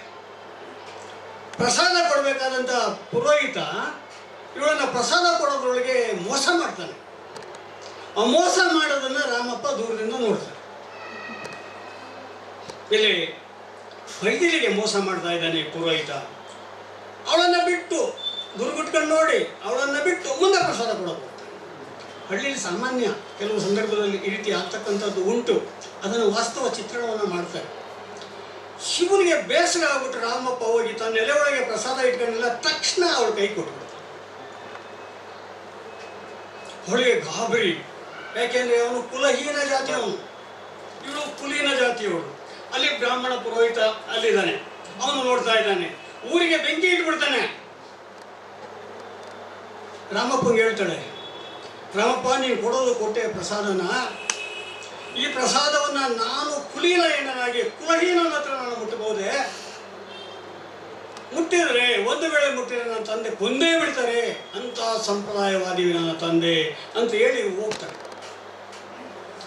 ಇವನು ತನ್ನ ಹಿಂಬಾಲಿಸ್ಕೊಂಡು ಹೋಗೋದನ್ನು ಬಿಡೋದಿಲ್ಲ. ಹೊಸತು ಹಾವು ಕಂಡಾಗಲೆಲ್ಲ ಹಿಡಿಯಬೇಕೆಂಬ ಬಯಕೆ. ಹೊಸತು ಹಾವು ಕಂಡಾಗಲೆಲ್ಲ ಹಿಡಿಯಬೇಕೆಂಬ ಬಯಕೆ. ಹಿಡಿಯ ಹೋಗುತ್ತೇನೆ ಹಾವು ಬುಸುಗುಡುತ್ತದೆ.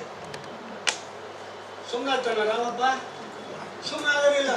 ಮತ್ತೆ ಹಿಡಿಯ ಹೋಗುತ್ತೇನೆ, ಮತ್ತೆ ಹಾವು ಬುಸುಗುಡುತ್ತದೆ. ಅವನು ಅಷ್ಟಕ್ಕೂ ಸುಮ್ಮನಾಗೋದಿಲ್ಲ. ರಾಮಪ್ಪ ಪುಂಗಿ ಊದುತ್ತೇನೆ, ಹಾವು ಪುಟ್ಟಿ ಸೇರುತ್ತದೆ, ಬಯಕೆ ಪೂರೈಕೆ ಸಾಧನ. ಅವನು 3-4 ಸಾರಿ ಹಿಂಬಾಲಿಸ್ತಾನೆ.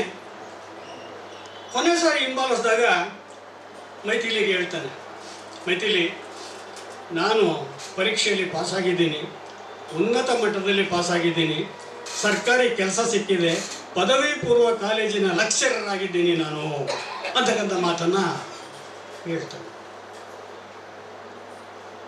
ಅವಳಿಗೆ ಏನು ಹೇಳಿದ್ರು ಅವಳಿಗೆ ಮನಸ್ಸಾಗಲ್ಲ.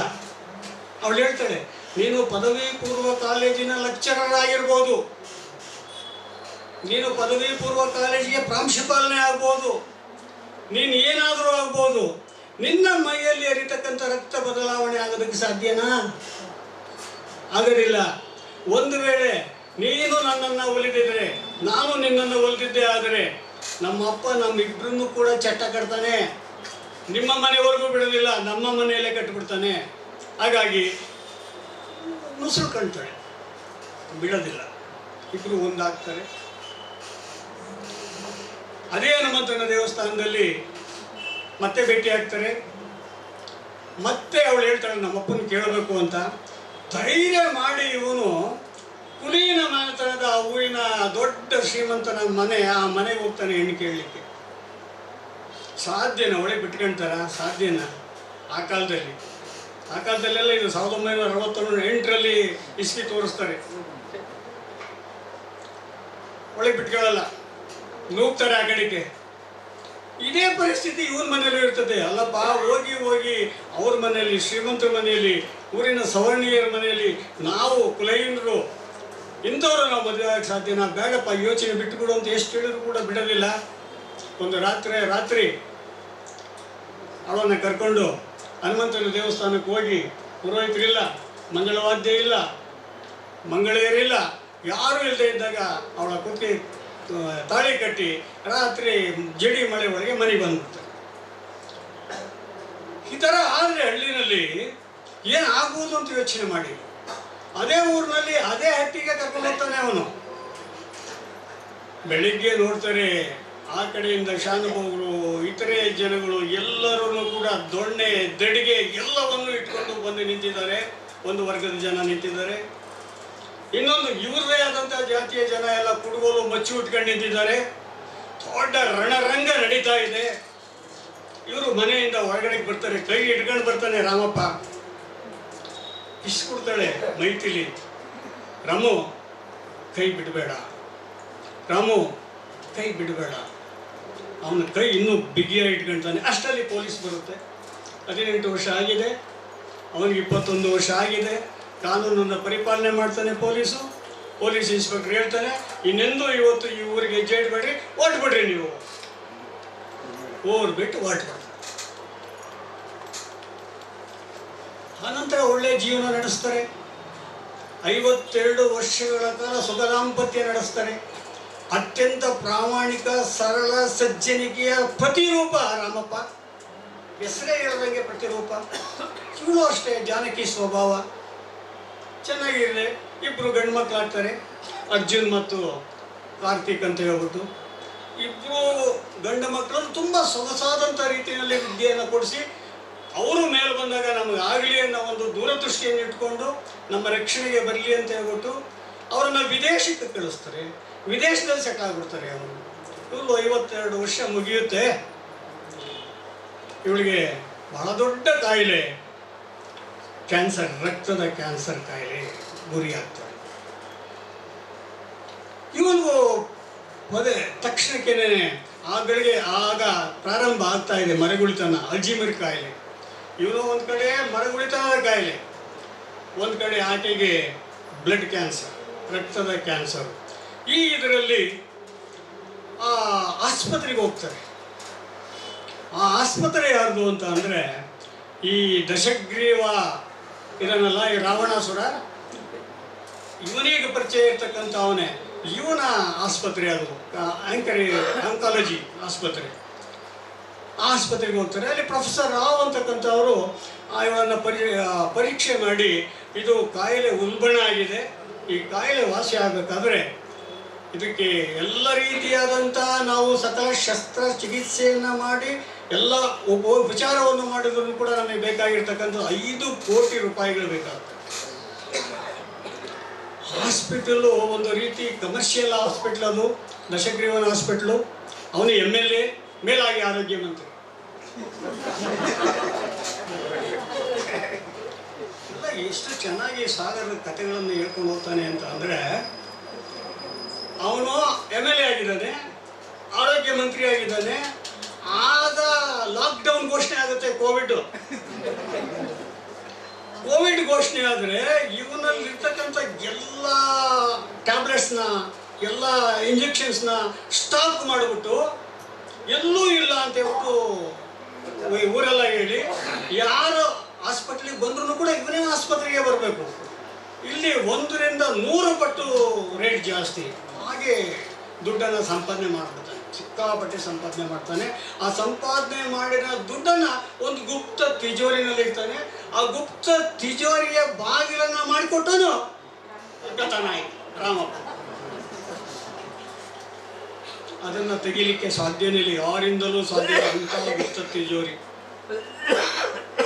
ರಾಮಪ್ಪ ಯೋಚನೆ ಮಾಡ್ತಾರೆ,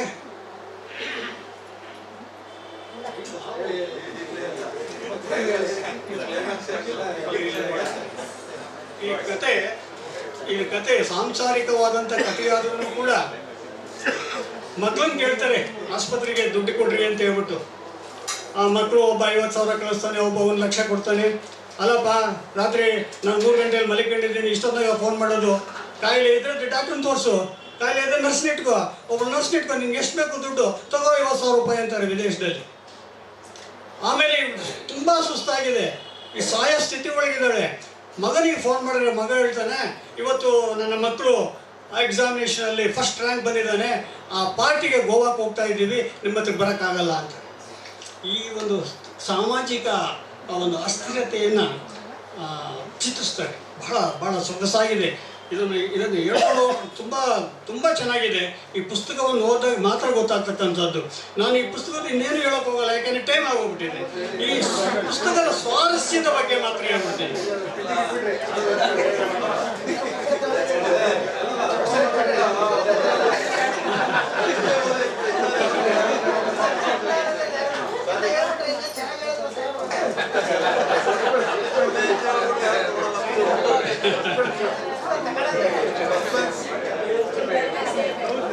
ಮೈಥಿಲಿನ ಇವನೆಷ್ಟು ಪ್ರೀತಿಸ್ತಿರ್ತಾನೆ ಅಂದರೆ ನಿಜವಾಗೂ ಅದೇ ಅವಳ ಸೌಂದರ್ಯವನ್ನು ಬರೀತಾರೆ. ಸಾಮಾನ್ಯಕ್ಕೆ ನಮ್ಮ ಕವಿಗಳು, ನಮ್ಮ ಶ್ರೇಷ್ಠ ಸಾಹಿತಿಗಳು, ಪ್ರಾಚೀನ ಕಾವ್ಯಗಳನ್ನು ಬರೆದಂಥವರು ಹೇಳ್ತಕ್ಕಂಥ ರೀತಿಯೇ ಬೇರೆ. ಆ ಹೆಣ್ಣನ್ನು ಹೊಗಳ್ತಕ್ಕಂಥದ್ದು, ಅವರನ್ನು ನಖಶಿಕಾಂತದಿಂದ ವರ್ಣನೆ ಮಾಡಿದ್ದಾರೆ. ಆದರೆ ಇಲ್ಲಿ ವರ್ಣನೆ ಮಾಡ್ತಕ್ಕಂಥ ರೀತಿ ಹೇಗಿದೆ ನೋಡಿ. ಒಂದು ತುಂಬು ಯೌವನದಿಂದ ಹೊಳೆಯುತ್ತಿತ್ತು ಆ ಚರ್ಮ, ಎಷ್ಟು ಸೊಗಸಾಗಿ ಹೇಳ್ತಾನೆ ನೋಡಿ. ಅಂದು ತುಂಬು ಯೌವನದಿಂದ ಹೊಳೆಯುತ್ತಿತ್ತು ಆ ಚರ್ಮ, ಸೂರ್ಯನ ಬೆಳಕನ್ನು ಹಿಡಿದಿಟ್ಟುಕೊಳ್ಳುತ್ತಿದ್ದ ಆ ಮೂಗುತಿ ಸುಂದರವಾದ ಚರ್ಮದ ಮೇಲೆ ಹೊಳೆಯುತ್ತಿತ್ತು. 1968ರಲ್ಲಿ ಈ ಕಥೆಯ ನಾಯಕ ಹೇಗಿದ್ದ ಅಂದರೆ ಸಿನಿಮಾ ತಾರೆ ಅಂತಿದ್ದ. ಅದೊಂದು ದೇವಸ್ಥಾನ. ಪ್ರಸಾದದ ಸಾಲಿನಲ್ಲಿ ನಿಂತಿದ್ದ ಮೈಥಿಲಿ ದಟ್ಟ ಹಸಿರು ರೇಷ್ಮೆ ಸೀರೆಯಲ್ಲಿ ಒಂದು ದಿವ್ಯ ದರ್ಶನದಂತೆ ಕಂಡಳು. ಅವಳ ಜಡೆ ಮಲ್ಲಿಗೆಯ ಹೂಗಳಿಂದ ಅಲಂಕರಿಸಿತ್ತು. ಅವಳ ಚರ್ಮ ಕಾಡು ಜೇನಿನ ಬಣ್ಣದಂತಿತ್ತು. ಅವಳ ನಗು ಬೇಸಿಗೆಯ ಕಿಟಕಿಯನ್ನು ದಿಢೀರನೆ ತೆರೆದರೆ ಇಡೀ ಆವರಣವನ್ನು ಬೆಳಗುವಂತಿತ್ತು. ಆಧುನಿಕ ರೀತಿಯಲ್ಲಿ ಹೇಳ್ಕೊಂಡು ಹೋಗ್ತಕ್ಕಂಥ ಈ ರೀತಿ ಇದೆಯಲ್ಲ, ಆ ಪ್ರಾಚೀನ ಕವಿಗಳಿಗೆ ಶೆಟ್ಟು ಹೊಡೆದು ಬಿಟ್ಟಿದ್ದಾರೆ. ಹೇಗೆ ಅಂದರೆ, ಈ ಆಲ್ನಳ್ಳಿ ಕೃಷ್ಣ ಒಂದು ಕಡೆ ಬರೀತಾನೆ, ನಮ್ಮೂರಲ್ಲಿ ಬೆಳಗಾಯಿತು ಅಂದ್ರೆ ಯಾವಾಗ ಬೆಳಗಾಯಿತು? ಹೂವು ಅದು ಇವ್ರು ಹೇಳ್ತಾರಲ್ಲ, ಮೂಡಲ ಮನೆಯ ಮುತ್ತಿನ ನೀರಿನ ಎರಕಾವ ಒಯ್ದ, ನೆರಕಾವ ಒಯ್ದ, ಬಾಗಿಲ ತೆರೆದು ಬೆಳಕು ಹರಿದು ಜಗವೆಲ್ಲ ತೊಯ್ದ ಹೋಯ್ತು, ಜಗವೆಲ್ಲ ತೊಯ್ದ ಅಂತ. ಅದು ಆ ಪ್ರಕೃತಿಯನ್ನು ನೋಡಿ, ಪ್ರಕೃತಿ ಯಾವ ರೀತಿ ಬೆಳಗಾಯಿತು ಅಂತಕ್ಕಂಥದ್ದನ್ನು ವರ್ಣನೆ ಮಾಡ್ತಕ್ಕಂಥ ರೀತಿ. ಈ ಸಾಗರನ ರೀತಿಯಲ್ಲಿ ಆಲ್ನಳ್ಳಿ ಕೃಷ್ಣ ವರ್ಣನೆ ಮಾಡಿದ್ದಾನೆ. ಅದು ನಿಜವಾಗಲೂ ಕೂಡ ಯಾವ ರೀತಿ ಅವನ ಕಂಡ ಪ್ರಾಕ್ಟಿಕಲ್ ಆಗಿ ನೋಡಿ ಅನುಭವಿಸಿ ತಾನು ಕಂಡಿದ್ದನ್ನು ಇದ್ದಂಗೆ ಬಂದಿದ್ದಾನೆ. ಅದನ್ನು ಹೇಳೋದಕ್ಕೆ ಸ್ವಲ್ಪ ಸಂಕೋಚ. ಅಷ್ಟು ಸೊಗಸಾಗಿದೆ, ಅಷ್ಟು ನೈಜವಾಗಿದೆ. ನಮ್ಮೂರಲ್ಲಿ ಬೆಳಗಾಯಿತು, ಸುಮ್ಮನೆ ಒಂದು 2 ಸೆಂಟೆನ್ಸ್ ಹೇಳ್ತೀನಿ. ನಮ್ಮೂರ ಒಣಮಂತ್ರ ಒಟಗುಡುವ ಕಚ್ಚಿ ಅರುಗ ಶಾನುಭೋಗ. ಎಂತನು ಶಾನುಭೋಗ? ಕಚ್ಚಿ ಅರುಗ ಶಾನುಭೋಗ. ಒಂದು ಕೆಲಸ ಏನು? ಒಟಮಂತ್ರ ಒಟಗುಡುವುದು. ನಮ್ಮೂರ ಒಟಮಂತ್ರ ಒಟಗುಡುವ ಕಚ್ಚಿ ಅರುಗ ಶಾನುಭೋಗ. ಕೆರೆಗೆ ಬಂದು ಊರ ಗರತಿಯರು. ಕೆರೆ ಅವಾಗ ಹಿಂದಿನ ಕಾಲದಲ್ಲಿ ಕೆರೆಗೆ ನೀರು ತರಕ್ಕೆ ಬರ್ತಿದ್ರಲ್ಲ, ಕೆರೆಗೆ ಬಂದು ಊರ ಗರತಿಯರು. ಮುಂದೆ ಬಹಳ ಅಶ್ಲೀಲತೆ ಬರ್ತದೆ, ನಾನು ಹೇಳಕ್ಕೆ ಹೋಗೋದಿಲ್ಲ. ಈ ರೀತಿ ಬಹಳ ಸೊಗಸಾಗಿ ಇದ್ದಂತೆ ಬರೀತಾರೆ. ಯಾವ ರೀತಿ ಬೆಳಕಾಯಿತು ಅಂತ.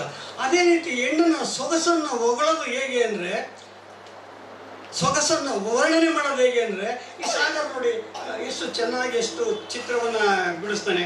ಒಬ್ಬ ಭ್ರಷ್ಟ ಮಂತ್ರಿ, ಬೆಂಗಳೂರಿನ ನಿವೃತ್ತ ಗಣಿತ ಶಿಕ್ಷಕ ರಾಮಪ್ಪನ ಪಾಲಿಗೆ ಬದುಕು ಒಂದು ಸುಂದರ ಸರಳ ಸಮೀಕರಣವಾಗಿತ್ತು. ಆದರೆ ವಿಧಿಯ ಆಟ ವಿಚಿತ್ರ. ಅವರ ಪ್ರಾಣದಂತಿರುವ ಪತ್ನಿ ಮೈಥಿಲಿ ರಕ್ತದ ಕ್ಯಾಸ್ನಿಂದ ಸಾವಿನ ಅಂಚಿನಲ್ಲಿದ್ದಾಳೆ. ಇದಕ್ಕೆ ಒಂದೇ ಅಸ್ತ್ರ, ಆ ಚಂದ್ರ ಶಿಖರ ಅಂತಕ್ಕಂಥ ತಿಜೋರಿಯ ರಹಸ್ಯ, ಅದನ್ನು ಕಳ್ತನ ಮಾಡಬೇಕು. ಕಳ್ತನ ಮಾಡ್ತಕ್ಕಂಥದ್ದು ಏನಪ್ಪ ಅಂತ, ಶ್ರೀರಾಮಚಂದ್ರನಂಥ ಗುಣಲಕ್ಷಣಗಳನ್ನು ಹೊಂದಿರತಕ್ಕಂಥ ವ್ಯಕ್ತಿಯಿಂದ ಕಳ್ತನ ಮಾಡಿಸೋದ ಸಾಗರ್ ಅಂತ ನಾನು, ಇದು ತಪ್ಪಲ್ವಾ ಅಂತ ನಾನು ನೋಡ್ಕೊಂಡು ಹೋದೆ. ಮೊಟ್ಟ ಮೊದಲು ಅವ್ನು ಬೇಕಾದಷ್ಟು ಸಾರಿ ಅವ್ರು ಹೇಳ್ತಾರೆ, ನಾವು ತಪ್ಪು ಅರಿವಿರಬಾರ್ದು, ನ್ಯಾಯ ನೀತಿಯಿಂದಲೇ ಹೋಗ್ಬೇಕು. ಇವ್ರ ಜೊತೆಗೆ ಇವ್ರು ಶಿಕ್ಷಕರು ಬೇರೆ ಸೇರ್ಕೊಳ್ತಾರೆ, ಚೇತನ್ ಅಂತ, ಮತ್ತು ಸಂಪತ್ ಅಂತ, ಮತ್ತು ಇನ್ನೊಬ್ಬ ಸುಗ್ರೀವ, ಇವರೆಲ್ಲ ಸೇರ್ಕೊಳ್ತಾರೆ. ಇವರೆಲ್ಲ ಸೇರ್ಕೊಂಡು ಈ ದರೋಡೆಕೋರ ಇದಾನಲ್ಲ, ಅಕ್ರಮ ಗಳಿಕೆ ಮಾಡಿದಾನಲ್ಲ, ಭ್ರಷ್ಟತೆ ಇದಾನಲ್ಲ, ಇವನ ಸಾಮ್ರಾಜ್ಯಕ್ಕೆ ನಾವು ದಂಗೆ ಏಳಲೇಬೇಕು, ತಿಜೋರಿ ಹೊಡಿಲೇಬೇಕು ಅನ್ನೋ ನಿರ್ಧಾರಕ್ಕೆ ಅವಾಗ ಬರ್ತಾರೆ. ಕಳ್ತನ ಮಾಡೋದಕ್ಕೂ ಒಂದು ರೀಸನ್ ಇರುತ್ತೆ. ಅದನ್ನೆಲ್ಲ ಬಿಟ್ಟು ನಾನು ಈ ಕಥೆಯ ಒಂದು ಇದು ಎಷ್ಟರ ಮಟ್ಟಿಗೆ ಸೊಗಸಾಗಿದೆ ಅನ್ನೋದನ್ನು ಮಾತ್ರ ನಾನು ಹೇಳಲಿಕ್ಕೆ ಇಷ್ಟಪಡ್ತೀನಿ. MA ಓದ ಕನ್ನಡ MA ತರಗತಿಗಳಂತ ಪೌರ ಸಾಹಿತ್ಯ ಅಧ್ಯಯನದ ತರಗತಿಯಲ್ಲಿ ಕುಳಿತಂಥ ವಿದ್ಯಾರ್ಥಿ ಎಲ್ಲ ಆಯ್ತಾ. ಇವನು ಓದಿದ್ದು BTech, PUCನಲ್ಲಿ 99% ಅವನು. IAS ಹೋಗಿದ್ರೆ ಖಂಡಿತವಾಗಿ ಅವನು ಡೆಪ್ಟಿ ಕಮಿಷನರ್ ಆಗೋನು. ಅರ್ಧ ನಂಬರ್ನಲ್ಲೇ ಹೋಯ್ತಂತೆ. ಈಗಲೂ ಕೂಡ ಅವನಿಗೆ ಒಳ್ಳೆಯ ಭವಿಷ್ಯ ಇದೆ. ಇಲ್ಲಿ ಲೇಖಕನ ವಿದ್ವತ್ತು, ಚಿಂತನಶೀಲತೆ, ಸರಸತೆ ಎಲ್ಲವೂ ಒಂದಾಗಿ ಉರಿಗೊಂಡು ಕೃತಿ ಬೆಳೆದಿದೆ. ಹಲವೆಡೆ ಲೇಖಕರು ತಮ್ಮ ಮನೋಧರ್ಮವನ್ನು ಪ್ರಕಟಿಸುವಂತೆ ವಿನೋದಾತ್ಮಕವಾದ ಉಪಮೆಗಳು ಸಾಲುಗಟ್ಟಿ ಬರುತ್ತವೆ. ಯಾವ ರೀತಿ ಹೇಳ್ತಾನೆ ನೋಡ್ರಿ, ಅವಳ ಹಿಡಿತ ಸಡಿಲವಾಯಿತು, ದಡದಿಂದ ಹಿಂದೆ ಸರಿಯುವ ಅಲೆಯಂತೆ ಅವಳ ಪ್ರಜ್ಞೆ ಮರೆಯಾಯಿತು ಅಂತಾರೆ. ಹೋಲಿಕೆಗಳನ್ನು ಕೊಟ್ಕೊಂಡು ಹೋಗ್ತಾನೆ. ಮಡದಿಯ ಮೂಗುತಿಯನ್ನು ಪೆಟ್ಟಿಗೆಯಲ್ಲಿ ಭದ್ರಪಡಿಸಿದಾಗ ಅದು ನಿಂತು ಹೋದ ಗಡಿಯಾರದ ಹಳೆಯ ಗೇರ್ನಂತೆ ಕಾಣುತ್ತಿತ್ತು. ಆಧುನಿಕ ಹೋಲಿಕೆಗಳು ಇವೆಲ್ಲ. ಮನದರಸಿಯನ್ನು ಮಂದಿರದಲ್ಲಿ ಮೊದಲು ಕಂಡಾಗ ಅವಳು ಹುಟ್ಟಿದ್ದ ಸೀರೆ ರೇಷ್ಮೆ ಸೀರೆಯೊಳಗೆ ದಿವ್ಯ ದರ್ಶನದಂತೆ ಕಂಡಳು. ಚರ್ಮ ಕಾಡು ಜೇನಿನ ಬಣ್ಣದಂತಿತ್ತು. ಉಪನ್ಯಾಸಕರು ಹೇಗೆ ಅಂತ ಬರೀತಾರೆ. ಉಪನ್ಯಾಸಕ ಅಂದರೆ ಸರ್ಕಾರಿ ಪದವಿ ಪೂರ್ವ ಕಾಲೇಜಿನ ಕಪ್ಪು ಹಲಗೆಯ ರಾಜ. ಸರ್ಕಾರಿ ಪದವಿ ಪೂರ್ವ ಕಾಲೇಜಿನ ಕಪ್ಪು ಹಲಗೆಯ ರಾಜ ಉಪನ್ಯಾಸಕರು. ಬಹಳ ಚೆನ್ನಾಗಿ ಬರ್ಕೊಂಡು ಹೋಗ್ತಾರೆ. ಕವಿ ರೂಪಕಗಳಲ್ಲಿ ಮಾತನಾಡುವುದು ಸಹಜ. ಈ ಮಾತನ್ನು ಯಾರೂ ನಿರಾಕರಿಸುವಂತಿಲ್ಲ. ರೂಪಕ ಕವಿತೆಯ ಸತ್ವಕ್ಕೆ ನಿಕಷ ಎಂದರೂ ನಡೆದೀತು. ಆದರೆ ಇಲ್ಲಿ ಆತ್ಮಕಥೆಯಲ್ಲಿ ಪತ್ತೇದಾರಿಕೆಯ ಸ್ವರೂಪದಲ್ಲಿ ಅದರ ವ್ಯಾಪ್ತಿ ಬಗೆ ಬಗೆಯ ರೂಪದಲ್ಲಿ ವಿರಾಜಿಸುತ್ತಿವೆ. ಆಯಾಯ ಸಂದರ್ಭಕ್ಕೆ ಹತ್ತಿರವಾದ, ಹೊಸದಾದ, ನವನವೀನವಾದ, ಅಪೂರ್ವವಾದ ನೂರಾರು ರೂಪಕಗಳು, ನೂರಾರು ಹೋಲಿಕೆಗಳು ಅಡಕವಾಗಿ ಕಾವ್ಯದಲ್ಲಿ ಧ್ವನಿದೀಪ್ತಿಯಾಗುವ ಹಾಗೆ ಶಬ್ದ ಸಮೂಹಗಳು, ಅರ್ಥಪಂಜಗಳು, ಅಲಂಕಾರ ತಂತ್ರಗಳು ಮೇಳೈಸಿ ಈ ಕೃತಿ ಸಿಂಗಾರಗೊಂಡಿದೆ. ಇದಕ್ಕೆ ಮಿಗಿಲಾಗಿ, ಇದಕ್ಕಿಂತ ಪರಿಣಾಮಕಾರಿಯಾಗಿ ಈ ರೀತಿಯ ಪರಿಭಾಷೆಯಲ್ಲಿ ಹೇಳಲು ಪ್ರಬುದ್ಧರಿಂದಲೂ ಸಾಧ್ಯವೇ ಇಲ್ಲವೇನೋ ಎಂದು ಅನಿಸುತ್ತದೆ. ಅಷ್ಟರ ಮಟ್ಟಿಗೆ ಈ ಕೃತಿ ಬರೆದಿದೆ. ತುಂಬ ಇದೆ ಹೇಳೋದು, ಸಮಯ ಇಲ್ಲ. ನಾವು ಸಮಯಕ್ಕೆ ಸರಿಯಾಗಿ ನಾವು ನಿಲ್ಲಿಸಬೇಕು. 15 ನಿಮಿಷ ಹೆಚ್ಚಿಗೆ ತಗೊಂಡಿದ್ದೀವಿ. ಇದು ವಿಶೇಷವಾದ ಸಂದರ್ಭ. ನಮಗೂ ಗೊತ್ತಾಗಲಿಲ್ಲ. 8 ಗಂಟೆಗೆ ನಿಲ್ಲಿಸ್ಬಿಡ್ತಿದ್ದೆ ನಾನು ಕಂಡಿದ್ದರೆ, ಆದರೆ ಕಾಣಲಿಲ್ಲ. ತಾವೆಲ್ಲರನ್ನು ಕೂಡ ಎಚ್ಚರಿಸಲೂ ಇಲ್ಲ ಯಾರನ್ನೂ ಕೂಡ. ತಾವು ಕೂಡ ಎಲ್ಲ ಮಗ್ನರಾಗಿದ್ರಿ ಅನ್ನಂಗೆ ಕಾಣುತ್ತೆ. ವೇದಿಕೆ ಮೇಲೆ ಇದ್ದವರನ್ನು ಕೂಡ ಇನ್ನೂ ಹೇಳಲಿ ಅಂತ ಬಿಟ್ಟುಬಿಟ್ಟಿದ್ರು ಅನ್ನಂಗೆ ಕಾಣುತ್ತೆ. ಹಾಗಾಗಿ ನಾನು ನನ್ನ ಸಮಯವನ್ನು ಹೆಚ್ಚಿಗೆ ತೆಗೆದುಕೊಂಡಿದ್ದೀನಿ. ಕ್ಷಮೆ ಇರಲಿ ಸಮಯ ಜಾಸ್ತಿ ತಗೊಂಡಿದ್ದಕ್ಕೆ. ತಮ್ಮೆಲ್ಲರಿಗೂ ಹೊಲಿಸಿ ಈ ಹುಡುಗನ ಬಾಳು ಉತ್ತಮವಾಗಲಿ. ಇನ್ನೂ ಅನೇಕ ಈಗ 10 ಕಾದಂಬರಿಗಳನ್ನು ಬರೆದಿದ್ದಾನೆ. ಇನ್ನೂ ಹೆಚ್ಚು ಕಾದಂಬರಿಗಳು ಬಹುದೂರ ಇದೆ ಈತಂದ್ರೆ ಇನ್ನೂ ಬರಲಿ. ಈತನಿಗೆ ಒಳ್ಳೆ ಸಂಗಾತಿ ಸಿಗಲಿ ಅಂತಕ್ಕಂಥದ್ದನ್ನು ಹೇಳಿ ನಾನು ಮಾತಾಡಿದ್ದೆ.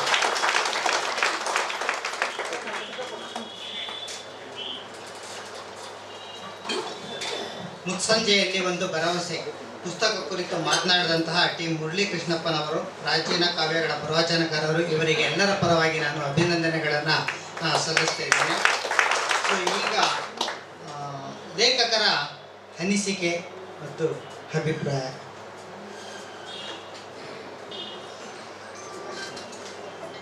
ಎಲ್ಲರಿಗೂ ನಮಸ್ಕಾರ. ವೇದಿಕೆಯಲ್ಲಿ ಉಪಸ್ಥಿತರಿರುವ ಗಣ್ಯರಿಗೆ ನನ್ನ ಪುಸ್ತಕ ಬಿಡುಗಡೆ ಕಾರ್ಯಕ್ರಮಕ್ಕೆ ಬಂದ ತಮ್ಮೆಲ್ಲರಿಗೂ ಸ್ವಾಗತ ಬಯಸುತ್ತಾ, ನಾನೊಂದು 2 ವರ್ಷದ ಹಿಂದೆ ಈ ಜ್ಞಾನಬೋಧಿ ಒಂದು ಕಾರ್ಯಕ್ರಮಕ್ಕೆ ಬಂದಿದ್ದೆ. ಅಲ್ಲಿ ಒಂದು ಮಾತು ಹೇಳಿದ್ರು, ನಾವು ಹುಟ್ಟಿದಾಗ ಉಸಿರಿರುತ್ತೆ, ಹೆಸರಿರಲ್ಲ. ಆದರೆ ಸಾಯ್ಬೇಕಾದ್ರೆ ಹೆಸರಿರಬೇಕು, ಉಸಿರಿರಲ್ಲ. ಮೀನಿಂಗ್ ಇಷ್ಟೇ, ನಾವು ಎಷ್ಟು ದಿವಸ ಇರ್ತೀವೋ ಅಷ್ಟು ನಮ್ದೊಂದು ಹೆಜ್ಜೆ ಗುರುತು ಅಥವಾ ಒಂದು ಫುಟ್ ಪ್ರಿಂಟ್ ಅಂತ ಏನು ಹೇಳ್ತೀವಿ, ಅದನ್ನು ನಾವು ಇಟ್ಕೊಂಡು ಹೋಗಬೇಕು ಅಂತ. ನಂದು ಆ್ಯಕ್ಚುಲಿ ಥಿಂಕಿಂಗ್ ಇದೇ ಥರ ಇತ್ತು. ನಾನು ಯಾವ ಥರ ಥಿಂಕ್ ಮಾಡ್ತಿದ್ದೆ ಅಂದರೆ, ಇವತ್ತಿಂದ 200 ವರ್ಷ ಮುಂದಕ್ಕೆ ಹೋದರೆ ನಾವು ಯಾರೂ ಇರಲ್ಲ. ಬಟ್ ನಾವು ಇಲ್ಲಿದ್ವಿ, ಇಲ್ಲಿ ಬದುಕಿದ್ವಿ ಅಂತ ಹೇಳೋದಕ್ಕೆ ಯಾವುದಾದ್ರೂ ಯಾವುದೇ ಕ್ಷೇತ್ರ ಆಗಿರ್ಬೋದು, ಒಂದು ಹೆಜ್ಜೆ ಗುರುತು ಇಡಬೇಕು ಅನ್ನೋದು ನನ್ನ ಕಾನ್ಸೆಪ್ಟ್ ಇತ್ತು. ಬಟ್ BITನಲ್ಲಿ ಇದ್ದಾಗ, ನಾನು ಇಂಜಿನಿಯರಿಂಗ್ ಮಾಡಬೇಕಿದ್ದಾಗ ಕೆಲವು ಸ್ಕ್ರಿಪ್ಟ್ಸ್ ಬರೀತಿದ್ದೆ, ಅಥವಾ ಶಾರ್ಟ್ ಮೂವೀಸಿಗಾಗಿರ್ಬೋದು, BIT ಫಿಲಮ್ ಸೊಸೈಟಿಗಾಗಿರ್ಬೋದು, ಪ್ರತಿಯೊಂದಕ್ಕೂ ಸ್ಕ್ರಿಪ್ಟ್ಸ್ ಬರೀತಿದ್ದೆ. ಬಟ್ ಅಂದರೆ ನನ್ನಲ್ಲಿ ಕ್ರಿಯೇಟಿವಿಟಿ ಇದೆ ಅಂತ ಗೊತ್ತಿತ್ತು, ಬಟ್ ಜನರನ್ನು ತಲುಪಿಸೋದು ಹೇಗೆ ಅನ್ನೋದು ನನಗೆ ಗೊತ್ತಿರಲಿಲ್ಲ. ಆವಾಗ ಇದೇ ಥರ ಯಾವ ಕೆಲಸ ಮುಗಿಸ್ಕೊಂಡು ಯಾವುದೋ ಒಂದು ಕೃತಿ ಓದಬೇಕಾದ್ರೆ, ಆ ಲೇಖಕಿ ಸತ್ತಿರೋ ಇಸ್ವಿ ಬಂದು 1842. ನಾನು ಆ ಲೇಖಕಿಯ ಬಾಡಿನೂ ಕೂಡ ಸಿಗಲ್ಲ ಇವಾಗ ಹೋದರೆ. ಬಟ್ ಅಂದರೆ ಆ ಲೇಖಕಿ ಇದ್ಲು, ಈ ಥರ ಜೀವಿಸಿದ್ಲು ಅಂತ ಹೇಳೋದಕ್ಕೆ ಒಂದು ಎವಿಡೆನ್ಸ್ ಅಂದರೆ ಅವಳ ಪುಸ್ತಕ ಆಗಿತ್ತು. ಸೊ ಅವಾಗ ನನಗೆ ಅನಿಸಿದ್ದು, ಓಕೆ, ಪುಸ್ತಕ ಬರೆಯೋದ್ರಿಂದ ನಾವು ಜನರನ್ನು ತಲುಪ್ಬೋದು, ನಮ್ಮದೇ ಆದಂಥ ಒಂದು ಹೆಜ್ಜೆ ಗುರುತನ್ನು ಈ ಸೊಸೈಟಿನಲ್ಲಿ ಮೂಡಿಸ್ಬೋದು ಅಂತ. ಬಟ್ ಬರೆಯೋದು ಹೇಗೆ? ಮೂಲತಃ ನಂದು ಮೆಕ್ಯಾನಿಕಲ್ ಬ್ಯಾಕ್ಗ್ರೌಂಡು, ಅಂದರೆ ಮೆಕ್ಯಾನಿಕಲ್ ಸೆಕ್ಟರ್ ಬ್ಯಾಕ್ಗ್ರೌಂಡ್ ಇರೋದ್ರಿಂದ ಇವಾಗ ಲಿಟ್ರೇಚರ್ ಸ್ಟೂಡೆಂಟ್ಸ್ ಅಂದರೆ ಬುಕ್ಸ್ ಅಧ್ಯಯನ ಮಾಡಿರ್ತಾರೆ, ವ್ಯಾಕರಣ ಮಾಡಿರ್ತಾರೆ, ಒಂದು ಲ್ಯಾಂಗ್ವೇಜ್ ಗ್ರಿಪ್ ಇರುತ್ತೆ. ಬಟ್ ನಾನು ಅಂದ್ಕೊಳ್ಳೋದು, ಇಂಜಿನಿಯರಿಂಗ್ ಕೇವಲ ಒಂದು ಡಿಗ್ರಿ ಅಲ್ಲ. ಇಂಜಿನಿಯರಿಂಗ್ ಅನ್ನೋದು ಒಂದು ಆಲೋಚನೆ, ಅಂದರೆ ವೇ ಆಫ್ ಥಿಂಕಿಂಗ್. ಮಾಡೋ ಕೆಲಸನ ಕರೆಕ್ಟಾಗಿ, ಪ್ರೊಡಕ್ಟಿವ್ ಆಗಿ, ಕಡಿಮೆ ಖರ್ಚು ಮತ್ತು ಕಡಿಮೆ ಸಮಯದಲ್ಲಿ ಮಾಡೋದನ್ನೇ ಇಂಜಿನಿಯರಿಂಗ್ ಅನ್ನೋದು ನನ್ನ ಭಾವನೆ. ಸೊ ಇದನ್ನೇ ನಾನು ಕಥೆ ಅಥವಾ ನಾವೆಲ್ ಬರೆಯೋದಕ್ಕೆ ಅಪ್ಲೈ ಮಾಡ್ತಾ ಹೋದೆ. ಹೇಗೆ ಅಂದರೆ, ನಾವು ಒಂದು ಕಾಂಪೊನೆಂಟ್ ಮಾಡಬೇಕು ಅಂದರೆ ಒಂದು ಬ್ಲೂ ಪ್ರಿಂಟ್ ಮಾಡ್ತೀವಿ. ಆ ಬ್ಲೂ ಪ್ರಿಂಟ್ ಮಾಡೋಕ್ಕಿಂತ ಮುಂಚೆ ನಾವು ಮ್ಯಾನುಫ್ಯಾಕ್ಚರ್ ಮಾಡಲ್ಲ, ಯಾಕಂದರೆ ಅದು ಹೋಗುತ್ತೆ. ಸೇಮ್ ವೇ ಒಂದು ಕಥೆಯನ್ನು ಕಂಪ್ಲೀಟಾಗಿ ಬರೆದ ಮೇಲೆ ಮಾತ್ರ ಆ ಕತೆ ಬರೆಯೋಕ್ಕೆ ಹೋಗೋದು. ಯೂಶ್ವಲಿ ಏನಾಗುತ್ತೆ, ಏನೋ ಹೊಡಿತು ಬರೆಯೋಕ್ಕೆ ಶುರು ಮಾಡಿದ್ರೆ ಏನು ಮಾಡ್ತೀವಿ, ಅರ್ಧದಲ್ಲಿ ನಿಂತು ಹೋಗ್ತೀವಿ. ಸೊ ಅದಕ್ಕೆ ನಾನೇನು ಮಾಡ್ತೀನಿ, ಫಸ್ಟ್ ಆ ಕತೆ ಫುಲ್ ಕರೆಕ್ಟಾಗಿ ಒಂದು ಸ್ಟಾರ್ಟಿಂಗಿಂದ ಎಂಡ್ವರೆಗೂ ಕತೆ ಫುಲ್ ಆಗೋವಾಗ ನಾವು ಬರೆಯೋಕೆ ಹೋಗಲ್ಲ. ಎರಡನೇದು ಬಂದು ಮಿಷಿನರೀಸಲ್ಲಿ ಕಾಂಪೊನೆಂಟ್ಸ್ ಇರುತ್ತೆ, ಗೇರ್ಸ್ ಇರ್ಬೋದು, ಲಿವರ್ಸ್ ಇರ್ಬೋದು, ಇವೆಲ್ಲ ಚಿಕ್ಕ ಚಿಕ್ಕ ಕಾಂಪೊನೆಂಟ್ಸ್. ಅದೇ ಕಾದಂಬರಿನಲ್ಲಿ ಕಾಂಪೊನೆಂಟ್ಸ್ ಯಾರು? ಕ್ಯಾರೆಕ್ಟರ್ಸ್. ಅಥವಾ ಒಬ್ಬ ರಾಮಪ್ಪ ಇರ್ಬೋದು, ಮೈಥಿಲಿ ಇರ್ಬೋದು, ದಶಗ್ರೀವ ಇರ್ಬೋದು, ಪ್ರತಿಯೊಂದೂ ಒಂದು ಕ್ಯಾರೆಕ್ಟರ್ಸ್. ನಾವು ಇಂಜಿನಿಯರಿಂಗಲ್ಲಿ ಏನು ಮಾಡ್ತೀವಿ, ಪ್ರತಿಯೊಂದು ಕಾಂಪೊನೆಂಟ್ನ ಡಿಸೈನ್ ಮಾಡಬೇಕಾದ್ರೆ ಅದು ಇನ್ಡೆಪ್ತ್ ರಿಸರ್ಚ್ ಮಾಡ್ತೀವಿ. ಸೇಮ್ ವೇ ಒಂದು ಕ್ಯಾರೆಕ್ಟರ್ ಮಾಡಬೇಕಾದ್ರೆ ನಾನು ಅದ್ರ ಬಗ್ಗೆ ಇನ್ಡೆಪ್ತ್ ರಿಸರ್ಚ್ ಮಾಡ್ತೀನಿ. ಯಾವ ರೀತಿ? ರಾಮಪ್ಪ ಆತನಿಗೆ ಇರೋ ಕಾಯಿಲೆನು ಅಲ್ಝೈಮರ್ಸ್ ಕಾಯಿಲೆ ಯಾವ ರೀತಿ ವರ್ಕ್ ಆಗುತ್ತೆ. ಫಾರ್ ಎಕ್ಸಾಂಪಲ್ ಅದರದ್ದು ಇಂಟರ್ವ್ಯೂಸ್ ಇರ್ಬೋದು, ಆ ಕೇರ್ ಟೇಕರ್ಸ್ ಇರ್ತಾರಲ್ಲ ಅವರು ಇಂಟರ್ವ್ಯೂಸ್ ನೋಡ್ತಿದ್ದೆ, ಅವ್ರು ಹೇಳೋರು ಇವ್ರು ಯಾವ ರೀತಿ ವರ್ತನೆ ಮಾಡ್ತಾರೆ ಅಂತ. ಅದನ್ನು ನೀಟಾಗಿ ಬರ್ಕೊಳ್ತಾ ಹೋದೆ. ಸ್ಟಾರ್ಟಿಂಗ್ ಸ್ಟೇಜ್ ಏನಿರುತ್ತೆ, ಅವರು ಕೀನ ಸಕ್ಕರೆ ಡಬ್ಬದಲ್ಲಿ ಹಾಕೋದು, ಅಥವಾ ಸಡನ್ನಾಗಿ ರೂಮಿಗೆ ಎಂಟ್ರಾಗ ನಾನು ಎಲ್ಲಿ ಬಂದಿದ್ದೀನಿ ಅಂತಲೇ ಗೊತ್ತಾಗಿರೋದು. ಸೊ ಈ ರೀತಿಯಾಗಿ ಆಮೇಲೆ ನೆಕ್ಸ್ಟ್ ಸ್ಟೇಜ್ ಬಂದ ಟೈಮ್ ಡಿಸೋರಿಯೆಂಟೇಷನ್ ಅಂತ, ಅಂದರೆ ತಮ್ಮನ್ನು ತಾವೇ ಮರಿತಾ ಹೋಗ್ತಾರೆ. ಬಟ್ ಇದು ಕಾಯಿಲೆ ಇನ್ನೊಂದೇನು ವಿಚಿತ್ರ ಏನಂದರೆ 10 ವರ್ಷ ಹಿಂದೆ ನಡೆದಿರೋದು ಕರೆಕ್ಟಾಗಿ ಜ್ಞಾಪಕ ಇರುತ್ತೆ, ಬಟ್ 10 ನಿಮಿಷ ಹಿಂದೆ ಇರೋದು ಜ್ಞಾಪಕ ಇರೋಲ್ಲ. ಸೊ ಅದರನ್ನೇ ನಾನು ಈ ಕೃತಿನಲ್ಲಿ ಬರಿತಾ ಹೋಗ್ತೀನಿ. ಮೆದುಳಿನಲ್ಲಿ ಇರುವ ಕಳ್ಳನಿಗೆ ಹೃದಯಕ್ಕೆ ಸಂಬಂಧಪಟ್ಟಿರುವಂಥ ವಿಷಯಗಳಿಗೆ ಕದಿಯಲು ಸಾಧ್ಯವಿಲ್ಲ ಅಂತ. ಯಾಕಂದರೆ ಅಲ್ಝೈಮರ್ಸ್ ಕಾಯಿಲೆ ಆ ಥರ ವರ್ಕ್ ಆಗುತ್ತೆ. ಸೊ ಅದನ್ನು ನೆಕ್ಸ್ಟ್ ಬಂದು ಮೈಥಿಲಿ, ಆಕೆಗೆ ಬ್ಲಡ್ ಕ್ಯಾನ್ಸರ್ ಇರುತ್ತೆ. ಸೊ ಆ ಬ್ಲಡ್ ಕ್ಯಾನ್ಸರ್ ಏನೋ ಯಾವ ಸ್ಟೇಜಸ್ ಇರುತ್ತೆ ಆ ಥರ. ಒಬ್ಬ ದಶಗ್ರೀವ. ಆಮೇಲೆ ಈ ರಾಮಾಯಣ ಹೆಂಗೆ ಅಂದರೆ, ಆ ದಶಗ್ರೀವ ಏನಿದೆ, ಚಂದ್ರಶೇಖರ ತಿಜೋರಿ ಏನಿದೆ, ಅದು ಏನನ್ನು ಸಿಂಬಲೈಸ್ ಮಾಡುತ್ತೆ ಅಂದರೆ, ರಾವಣನಿಗೆ ವಕ್ಷಸ್ಥಳದಲ್ಲಿ ಒಂದು ಇದಿರುತ್ತೆ, ನೆಕ್ಟರ್ ಆಫ್ ಇಮೋರ್ಟಾಲಿಟಿ ಅಂತ ಕರಿತೀವಿ ಇಂಗ್ಲೀಷಲ್ಲಿ, ಅಂದರೆ ಅಮೃತ ಕಳಶ ಇರುತ್ತೆ. ಆ ಅಮೃತ ಕಳಶನ ಈ ಚಂದ್ರಶೇಖರನ ಆ ಒಂದು ಕಂಪ್ಯಾರಿಸನಲ್ಲಿ ನಾನು ತಗೊಂಡೋಗಿರೋದು. ಸೊ ಪ್ರತಿಯೊಂದೂ ನೀಟಾಗಿ ಏನಂದರೆ ರಾಮಪ್ಪ ಕ್ಯಾರೆಕ್ಟರ್, ಮೈಥಿಲಿ ಇರ್ಬೋದು, ಅಥವಾ ಕೋವಿಡ್ ಲಾಕ್ಡೌನ್ ಇರ್ಬೋದು. ಆಮೇಲೆ ನೆಕ್ಸ್ಟ್ ಬಂದು ಹಣ ಕಳ್ತನ ಮಾಡೋದು ಹೆಂಗೆ, ಕೆಲವು ಪೊಲೀಸ್ ರಿಪೋರ್ಟ್ಸ್ ಹೋಗ್ತಿದ್ದೆ, ಕಳ್ತನ ಹೆಂಗೆ ಮಾಡ್ತಾರೆ, ಯಾವ ರೀತಿ ಒಂದು ಮನಿ ಹೈಸ್ಟ್ ಅಂತ ಕಾನ್ಸೆಪ್ಟ್ ಇದೆ ಇಂಗ್ಲೀಷ್, ಆ ಥರ ವೆಬ್ ಸೀರೀಸ್ ಕೂಡ ಇದೆ. ಅಂದರೆ ಆ ಥರ ಒಂದು ಮನಿ ಹೈಸ್ಟ್ ಕಾನ್ಸೆಪ್ಟನ್ನ ಯಾವ ಮಾಡ್ತಾರೆ ಅನ್ನೋದು ಇದೇ ಥರ. ನೆಕ್ಸ್ಟ್ ಬಂದು ಈ ಕತೆ ಸಿಂಪಲಾಗಿ ಹೋಗಬೇಕು ಅಂದಾಗ ಈ ಗೇರ್ಸ್ ಕರೆಕ್ಟಾಗಿ ವರ್ಕ್ ಮಾಡಬೇಕಾದ್ರೆ ಗ್ರೀಸು ಆಗಿಲ್ಲ. ಸೊ ಅದೇ ರೀತಿ ಒಂದು ಕತೆ ಕರೆಕ್ಟಾಗಿ ಹೋಗಬೇಕು ಅಂದರೆ ಕ್ಯೂರಿಯಾಸಿಟಿಯನ್ನು ಗ್ರೀಸ್ ಹಾಕಬೇಕು. ಅವಾಗ ಏನಾಗುತ್ತೆ, ಆ ಸ್ಮೂತಾಗಿ ಕತೆ ಮುಂದುವರಿಯೋಕ್ಕೆ ಶುರುವಾಗುತ್ತೆ. ಸೇಮ್ ರೀತಿ ಒಂದು ಫ್ರಿಕ್ಷನ್ಸ್ ಇರುತ್ತೆ, ಬ್ಯಾಡ್ ಫ್ರಿಕ್ಷನ್ಸ್ ಆ್ಯಂಡ್ ಗುಡ್ ಫ್ರಿಕ್ಷನ್ಸ್ ಅಂತ. ಸೊ ಅದೇ ರೀತಿಯಲ್ಲಿ ಇದನ್ನು ಕೂಡ ನಾವು ಅಳವಡಿಸ್ತಾ ಹೋಗ್ತೀವಿ. ಇದು ಬರೆದಿದ್ದಂತೂ ಹೇಗೆ ಬರಿಬೇಕು ಅನ್ನೋದು ಒಂದು ಕಾನ್ಸೆಪ್ಟ್ ಅಂತ. ಬಟ್ ಆದರೆ ಯಾವ ರೀತಿ ಬರಿಬೇಕು ಅಂತ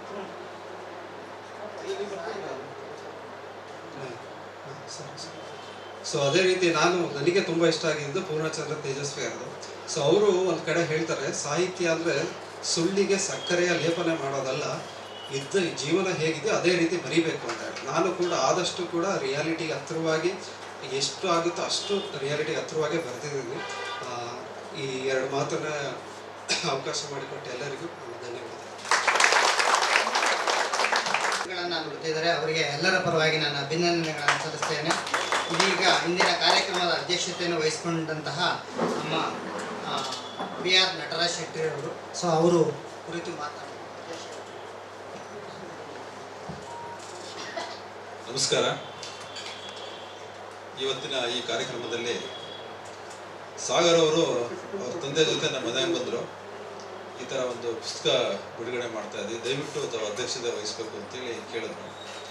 ಆಮೇಲೆ ಒಂದು ಅರ್ಧ ಗಂಟೆ ಅದ್ರ ಬಗ್ಗೆ ಎಲ್ಲ ಮಾತಾಡಿದ್ರು. ಭಾಳ ಖುಷಿ ಆಯಿತು ಅವ್ರದ್ದೆಲ್ಲ ಪ್ರತಿಭೆ ಎಲ್ಲ ಬಿಡಿಸಿ. ಆಮೇಲೆಲ್ಲ ಆದಮೇಲೆ ಖಂಡಿತ ಬರ್ತೀನಿ, ಅವತ್ತು ಎಷ್ಟೇ ಕೆಲಸ ಇರಲಿ ನಾನು ಬಂದು ಭಾಗವಹಿಸ್ತೀನಿ ಅಂತ ಹೇಳಿದೆ. ಸರಿ, ನಮ್ಮ ಮನೆಯವರೆಲ್ಲ ನೋಡಿದ್ರು, ಎಲ್ಲ ನಾವು ಮಾತಾಡ್ತಿದ್ದಿಲ್ಲ. ಆಮೇಲೆ ಹೋದರು. ಏನಕ್ಕೆ ಅಂದರು, ಈ ಥರ ಪುಸ್ತಕ ಬಿಡುಗಡೆಗೆ ಅಂತ ಹುಡುಗ ಬರೆದಿದ್ದಾನೆ ಅಂತೇಳಿ ಒಂದು ಶಾಂಪಲ್ ಕೊಟ್ಟೋದ್ರು. ಅವ್ರು ಒಂದೇ ಮಾತನ್ನು ಹೇಳಿದ್ರು, ಇಷ್ಟು ಚಿಕ್ಕ ಹುಡುಗ ಅಲ್ಲ 10 ಪುಸ್ತಕ ಬರೆದಿದ್ದಾನೆ ಅನ್ನೋದು. ಅಂದರೆ ಅವ್ರಿಗೆ ಅಷ್ಟು ಆಶ್ಚರ್ಯ. ಯಾಕೆಂದರೆ ಈಗಿನ ಕಾಲದ ಮಕ್ಕಳು ಒಂದು ಸಣ್ಣ ಪುಸ್ತಕ, ಒಂದು ನ್ಯೂಸ್ ಪೇಪರ್ ಓದೋದೇ ಕಷ್ಟ. ಇನ್ನು 10 ಪುಸ್ತಕ ಹುಡುಗ ಬರೆದಿದ್ದಾನೆ, ಇನ್ನೂ ಮದುವೆನೇ ಆಗಿಲ್ಲ, ಆಗಲೇ ಪುಸ್ತಕ ಬಿಡುಗಡೆ ಮಾಡೋಕ್ಕೆ ನಿಮ್ಮನ್ನು ಕರಿತಾ ಇದ್ದಾನಲ್ಲ, ಇದೇನು ಕ್ಯೂರಿಯಾಸಿಟಿ ಅಂತ ಅವ್ರಿಗೆ ಭಾಳ ಆಶ್ಚರ್ಯ ಆಯಿತು. ನನಗೂ ಭಾಳ ಅದ್ರ ಬಗ್ಗೆ ಒಂದು ಆಸಕ್ತಿ ಮೂಡಿತು. ಇಲ್ಲಿ ಬಂದಮೇಲೆ ಇವತ್ತು ನಾವೆಲ್ಲ ಅವ್ರದ್ದು ಏನು ಪರಂಪರೆ ಎಲ್ಲ ನೋಡಿದ್ವಿ. ಮುರಳೀಕೃಷ್ಣಪ್ಪನವ್ರು ಅದ್ರ ಬಗ್ಗೆ ಹೇಳಿದ್ರು. ಎಲ್ಲನೂ ಅದ್ಭುತನೇ, ಅದರಲ್ಲಿ ಯಾವ ಮಾತನ್ನು ಉತ್ಪ್ರೇಕ್ಷೆ ಇಲ್ಲ. ಅದು ನಿಜವಾಗ್ಲೂ ಅವರ ಒಂದು ಏನು ಮೆಕ್ಯಾನಿಕಲ್ ಇಂಜಿನಿಯರ್ ಓದಿ ಒಂದು ವಿಜ್ಞಾನ ಕೂಡ ಕಲ್ತಿದ್ರು ಕೂಡ ಅದನ್ನು ಕೂಡ ಸಮೀಕರಣ ಮಾಡಿ ಒಂದು ಕಾದಂಬರಿ ಆಗ್ಬೋದು, ಒಂದು ಪುಸ್ತಕ, ಒಂದು ಕಥೆನ ಬರೀಬೇಕು ಅನ್ನೋದು ಒಂದು ಕಲ್ಪನೆ ಇದೆಲ್ಲ. ಅದಕ್ಕೆ ನಾವೆಷ್ಟು ಥ್ಯಾಂಕ್ಸ್ ಹೇಳಿದ್ರು ಕಡಿಮೆನೆ. ಯಾಕೆಂದ್ರೆ ಅವರು ಒಂದು ಇಂಜಿನಿಯರಿಂಗ್ ಮಾಡೋದಾಗ್ಬೋದು, ಒಂದು ವೃತ್ತಿ ಧರ್ಮ, ಅವರು ಹೊಟ್ಟೆ ಪಡಗೋಸ್ಕರ ಅವ್ರು ಕೆಲಸ ಮಾಡೋದ್ರಲ್ಲೇ ಟೈಮ್ ನಮಗೆ ಸಾಕಾಗಲ್ಲ. ಅಂತ ಒಂದು ಕಾಲದಲ್ಲಿ ಇವತ್ತು ಯಾರನ್ನ ಮಕ್ಳು ಹೋಗಪ್ಪ ಒಂದು ಲೀಟರ್ ಹಾಲು ತಗೊಂಬಂದ್ರೆ ತರಲ್ಲೇ ಬಂತು, ತರಕಾರಿ ತಗೊಂಬಂದ್ರೆ ತರಲ್ಲ. ಯಾಕೆ ಗೊತ್ತಾ? ಟೈಮ್ ಇಲ್ಲ, ಇದು ಬೆಳಗ್ಗೆ ಕಾಲೇಜ್ಗೆ ಹೋಗ್ಬೇಕು, ಸಾಯಂಕಾಲ ಬಂದ ತಕ್ಷಣ ಹೋಮ್ವರ್ಕ್ ಮಾಡಬೇಕು. ಈ ರೀತಿ ಒಂದು ಕಾಲಘಟ್ಟದಲ್ಲಿ ಅವರು ತಲೆಯಲ್ಲಿ ಒಂದು ವಿಶೇಷವಾದ ಒಂದು ಆಸಕ್ತಿ ಮೂಡಿ ಅದನ್ನ ಕಥೆ ರೂಪದಲ್ಲಿ ಹೇಳಿದ್ದಾರೆ. ಅದೇ ಸುಮ್ಮನೆ ಒಂದು ಕಾಗೆ ಕತೆ ಗೂಬೆ ಕತೆ ಥರ ಅಲ್ಲ, ಅದು ಏನೋ ಒಂದು ಕತೆ ಬರೆದ್ಬಿಟ್ಟು ಅದನ್ನ ನಾವು ಬಿಡುಗಡೆ ಮಾಡಿದ್ವಿ ಅನ್ನೋ ಥರ ಅಲ್ಲ. ಅವರು ಆ ಕಥೆಯಲ್ಲಿ ಕೂಡ ಅರ್ಥಗರ್ಭಿತವಾಗಿ ಒಂದು ಮೆಸೇಜನ್ನು ಕೊಟ್ಟಿದ್ದಾರೆ. ಅವರು ಹೇಳಿದ್ರು, ಅವರನ್ನೇ ಒಂದು ಮೆಕ್ಯಾನಿಕಲ್ ಇದಕ್ಕೆ ಅವರು ಸಮೀಕರಣ ಮಾಡಿ ಬರೆದಿದ್ದಾರೆ ಅಂದರೆ ಅದು ಎಲ್ಲಿಗೆ ಸಂಬಂಧ ಅನ್ನೋದು ನಮಗೆ ಈಗೆಲ್ಲ ಅರ್ಥ ಆಗ್ತದೆ. ನಿಜವಾಗ್ಲೂ ನಾವು ಇವತ್ತೇನೆಲ್ಲ ಬಂದಿದ್ದೀವಿ, ಅವರ ಪ್ರತಿಭೆಗೆ ನಾವೆಲ್ಲ ಪ್ರೋತ್ಸಾಹ ನೀಡಬೇಕು. ಮುಸ್ಸಂಜೆಯಲ್ಲಿ ಒಂದು ಭರವಸೆ ಅಂತಂದರೆ ಇವತ್ತಿನ ಈ ಮುಸ್ಸಂಜೆ ಕಾರ್ಯಕ್ರಮದಲ್ಲಿ ನಿಜವಾಗ್ಲೂ ಅವರು ಒಂದು ಒಳ್ಳೆ ಭರವಸೆ ನಮ್ಗೆ ಕೊಟ್ಟಿದ್ದಾರೆ, ನಮ್ಮ ವ್ಯಕ್ತಿಗೆ ಒಂದು ಕೊಡುಗೆ ಕೊಟ್ಟಿದ್ದಾರೆ. ಆ ಒಂದು ಹೆಸರಿಗೆ ತಕ್ಕನಾಗಿ ಆ ಭರವಸೆನ ಇನ್ನೂ ಹೆಚ್ಚಿನದಾಗಿ ಅವರು ನಮಗೆಲ್ಲ ಕೊಡಲಿ. ಇನ್ನೂ ನಮ್ಮ ರಾಷ್ಟ್ರ ಮಟ್ಟದಲ್ಲಿ, ರಾಜ್ಯ ಮಟ್ಟದಲ್ಲಿ ಅವರ ಹೆಸರು ಒಳ್ಳೆಯದಾಗಲಿ. ಅವರ ತಂದೆ ತಾಯಿ ಕೂಡ ಅವ್ರಿಗೊಂದು ಮಾರ್ಗದರ್ಶನ ಸಪೋರ್ಟ್ ಕೊಟ್ಟಿರೋದಕ್ಕೆ ತುಂಬ ಅವ್ರಿಗೂ ಕೂಡ ನಾನು ಧನ್ಯವಾದ ಹೇಳ್ತಾ, ಅವ್ರ ಹೆಸರಲ್ಲೇ ಸಾಗರ ಅಂತಿದೆ. ಆ ಸಾಗರ ಅನ್ನೋದು ಎಲ್ಲಿಗೆ ಎಂಡಾಗುತ್ತೆ ಗೊತ್ತಿಲ್ಲ ನಮಗೆ.